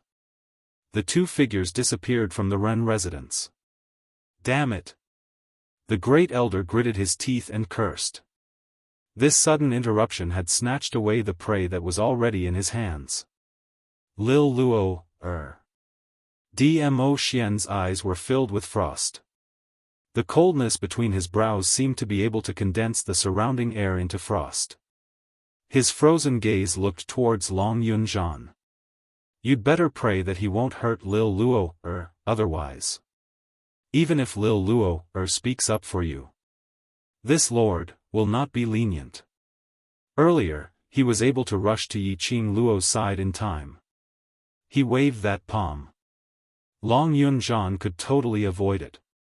But, Long Yunzhan didn't avoid it. Instead, he took the initiative to meet him. And it was that action that made Dmo Xian pause for a moment. And it was that moment. When he rushed towards Yiqing Luo, he was a step too late. He could only watch Yiqing Luo being taken away by someone. Long Yunzhan didn't respond to Dmo Xian's words. A pair of azure blue eyes stared unblinkingly at the direction where Yiqing Luo had disappeared to. In his eyes, one could vaguely see a deep meaning that couldn't be dispelled. Yiqing Luo was held tightly in someone's arms. Until his feet touched the ground. That person still had no intention of letting go. He held her tightly in his arms. He greedily absorbed her scent. After struggling to no avail, Yiqing Luo's expression turned uglier and uglier. She simply stopped struggling and said coldly, "Zhu Wuxin, if you don't let go, don't blame me for using poison." His voice was cold and emotionless. The person who was hugging her stiffened. Little by little, he loosened his grip on her waist. Yiqing Luo left his embrace and took 2 steps back before she slowly raised her head to look at him. The man in front of him was dressed in a fiery red robe, and his black hair draped over his shoulders.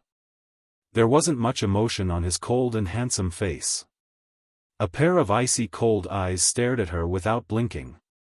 There were too many emotions beneath his eyes which Yiqing Luo couldn't understand, and didn't want to understand. "What are you doing?" Yiqing Luo looked at him as she asked.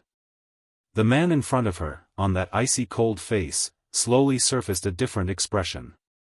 He looked at Yiqing Luo as he said word by word, "I miss you. Miss her.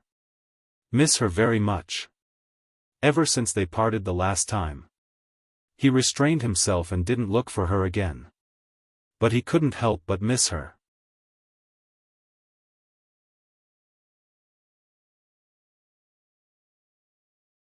Chapter 46-42. Rumble, rumble, rumble, a deafening explosion sound reverberated through the entire space.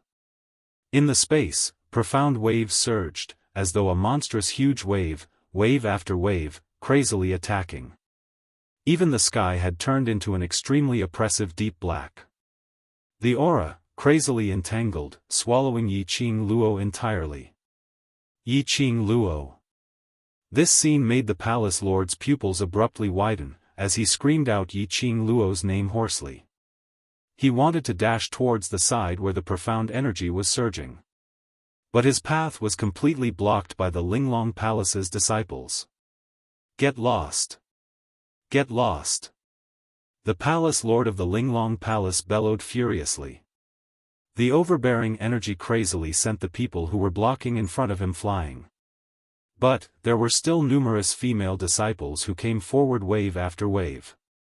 Under the black robe, that pair of gloomy and sullen eyes overflowed with large black threads. If he wasn't shrouded in the black robe, then everyone could see. That pair of eyes was like a densely packed spider web, with numerous black threads. Those black threads, bit by bit, lingered in his pupils. Boundless evil qi overflowed from the palace lord of the Linglong Palace. That piece after piece, like a thin fog, the evil qi, speedily spread in all directions. Everywhere it went. Those Linglong Palace's female disciples who were flocking towards him, all had a huge change in expression. Immediately following that, the expression on their faces started to turn sinister. One by one, they tore each other apart, tangling together. She realized that the evil qi which spread out was not right. Linglong Palace Lord's expression changed slightly, as she speedily retreated a few steps. She waved her sleeve. A transparent barrier blocked in front of her. It blocked off all the evil energy that was spreading over. But she had avoided the evil qi. But those female disciples who were guarding the surroundings were all affected by the evil qi. The method of killing each other was extremely vicious. Just a moment later, the entire space was filled with a thick blood stench. Blood also dyed the ground red. This scene made Linglong Palace Lord's expression sunk. She raised her voice, "Wake this palace lord up. What do you all look like? It was so easy for him to be attracted by my mind." However, no one heard her voice. Without these obstacles in the way, he would not be able to stop them. The palace lord of Ethereal Palace immediately rushed towards Yiqing Luo's direction. In the meantime, earlier that wave of boundless energy which had engulfed Yiqing Luo suddenly exploded with an extremely dense and intense aura. Bang! There was a loud noise. A fiery red shadow flashed past in front of his eyes. It was really fiery red, it was like a flame, dazzling and dazzling. That red was blinding for an instant. The surrounding air seemed to become extremely hot as a result. The surging heat and the blazing heat roasted everything around it. The ground was littered with corpses, and the smell of dried meat emanated from them. Many female disciples were affected by the evil Yin energy. Like a wild beast, he opened his mouth and began to tear at his opponent's flesh.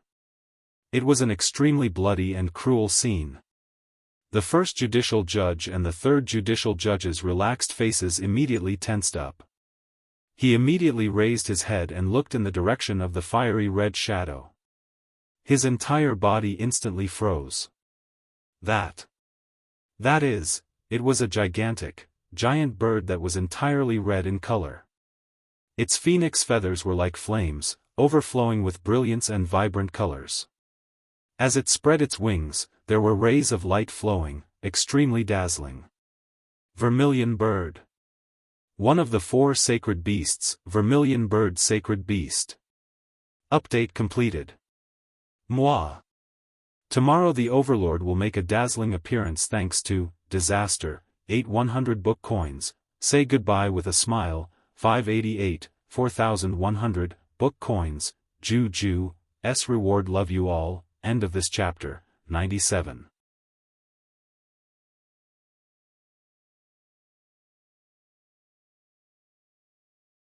Chapter 46-43.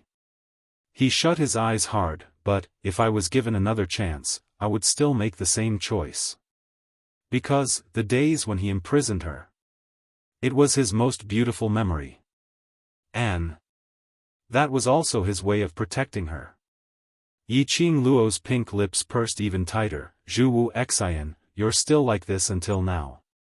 She turned around and the gaze she shot at him was filled with disappointment. Zhu Wu Xian was shrouded in a gloomy atmosphere. His jet black hair hung down as it floated in the wind. His perfect side profile didn't have much emotion, but it made one feel the pain in his heart. Don't follow me anymore. Yiqing Luo said calmly, I will not forgive you for what happened the last time. Saying that, she turned around and left. Behind her, Zhu Wu Xian didn't follow her. Only, Yiqing Luo could feel that his burning gaze was following her closely. Until her figure disappeared around the corner. Yiqing Luo sighed deeply. She really didn't like to torment these complicated feelings. To her. If she liked someone, then they should be together. If the other party didn't like her, then she wouldn't disturb the other party. Pestering and using unyielding methods, with an unusual stubbornness. It would only make the other party feel even more disgusted, wouldn't it? Zhu Wu Xian was much more stubborn than Gu Jingyu. Yiqing Luo rubbed her forehead. Her head was a little big. She'd better hurry back to the Ren residence. Ah Xian would definitely go crazy looking for her. Yiqing Luo's figure swiftly wandered in the deep alley. But, after walking for a distance, Yiqing Luo stopped in her tracks as she frowned slightly and looked behind her. Zhu Wu Xian? She sensed that someone had been following her. Silence for a moment. Only then did a figure slowly walk out from the darkness. It was a slender figure. She was dressed in a long, flowing dress, which made her look conspicuous and eye-catching. Yiqing Luo was stunned as she looked at her in astonishment. It's you. The lady slowly walked towards Yiqing Luo. Her eyes met with Yiqing Luo's. Why are you? Yiqing Luo pursed her lips as she was slightly astonished. Group leader Su. The person in front of her was the group leader of the third mercenary group which she met in the Earth realm, and also Gu Zixi group leader, Su Qingbing. Why was she here? I want to talk to you about Wuxin. Su Qingbing's voice was calm, but the emotions in her eyes revealed her thoughts. Yiqing Luo's eyelashes fluttered and nodded after some time. All right. The two of them leaned against the wall. I'm not trying to persuade you to be with Wuxin. Su Qingbing tilted her head to look at her and smiled. I like Wuxin. She was very calm and naturally admitted her feelings for Zhu Wuxin. My obsession with him is the same as his obsession with you. So, I won't give up the chance to be with him. Su Qingbing withdrew her gaze and slowly raised her head to look at the narrow sky in the long alley. Then what do you want to discuss with me about him? Yiqing Luo admired this kind of lady. Love is open. Su Qingbing chuckled. If possible, I hope you can forgive him. Everything he has done is because he cares about you. He has never known what love is. Even when Ah Che and I are by his side, we have never felt any warmth from him. He totally doesn't know how to love, and doesn't know any feelings. Perhaps everything he has done has caused harm to you, but those, his original intention, were all for you. Su Qingbing lowered her head again. The reason why he imprisoned you the last time, was actually because. You're tuning into the Xiaofan's Wuxia Tales YouTube channel. Don't forget to subscribe and join us on this journey to catch the most captivating stories.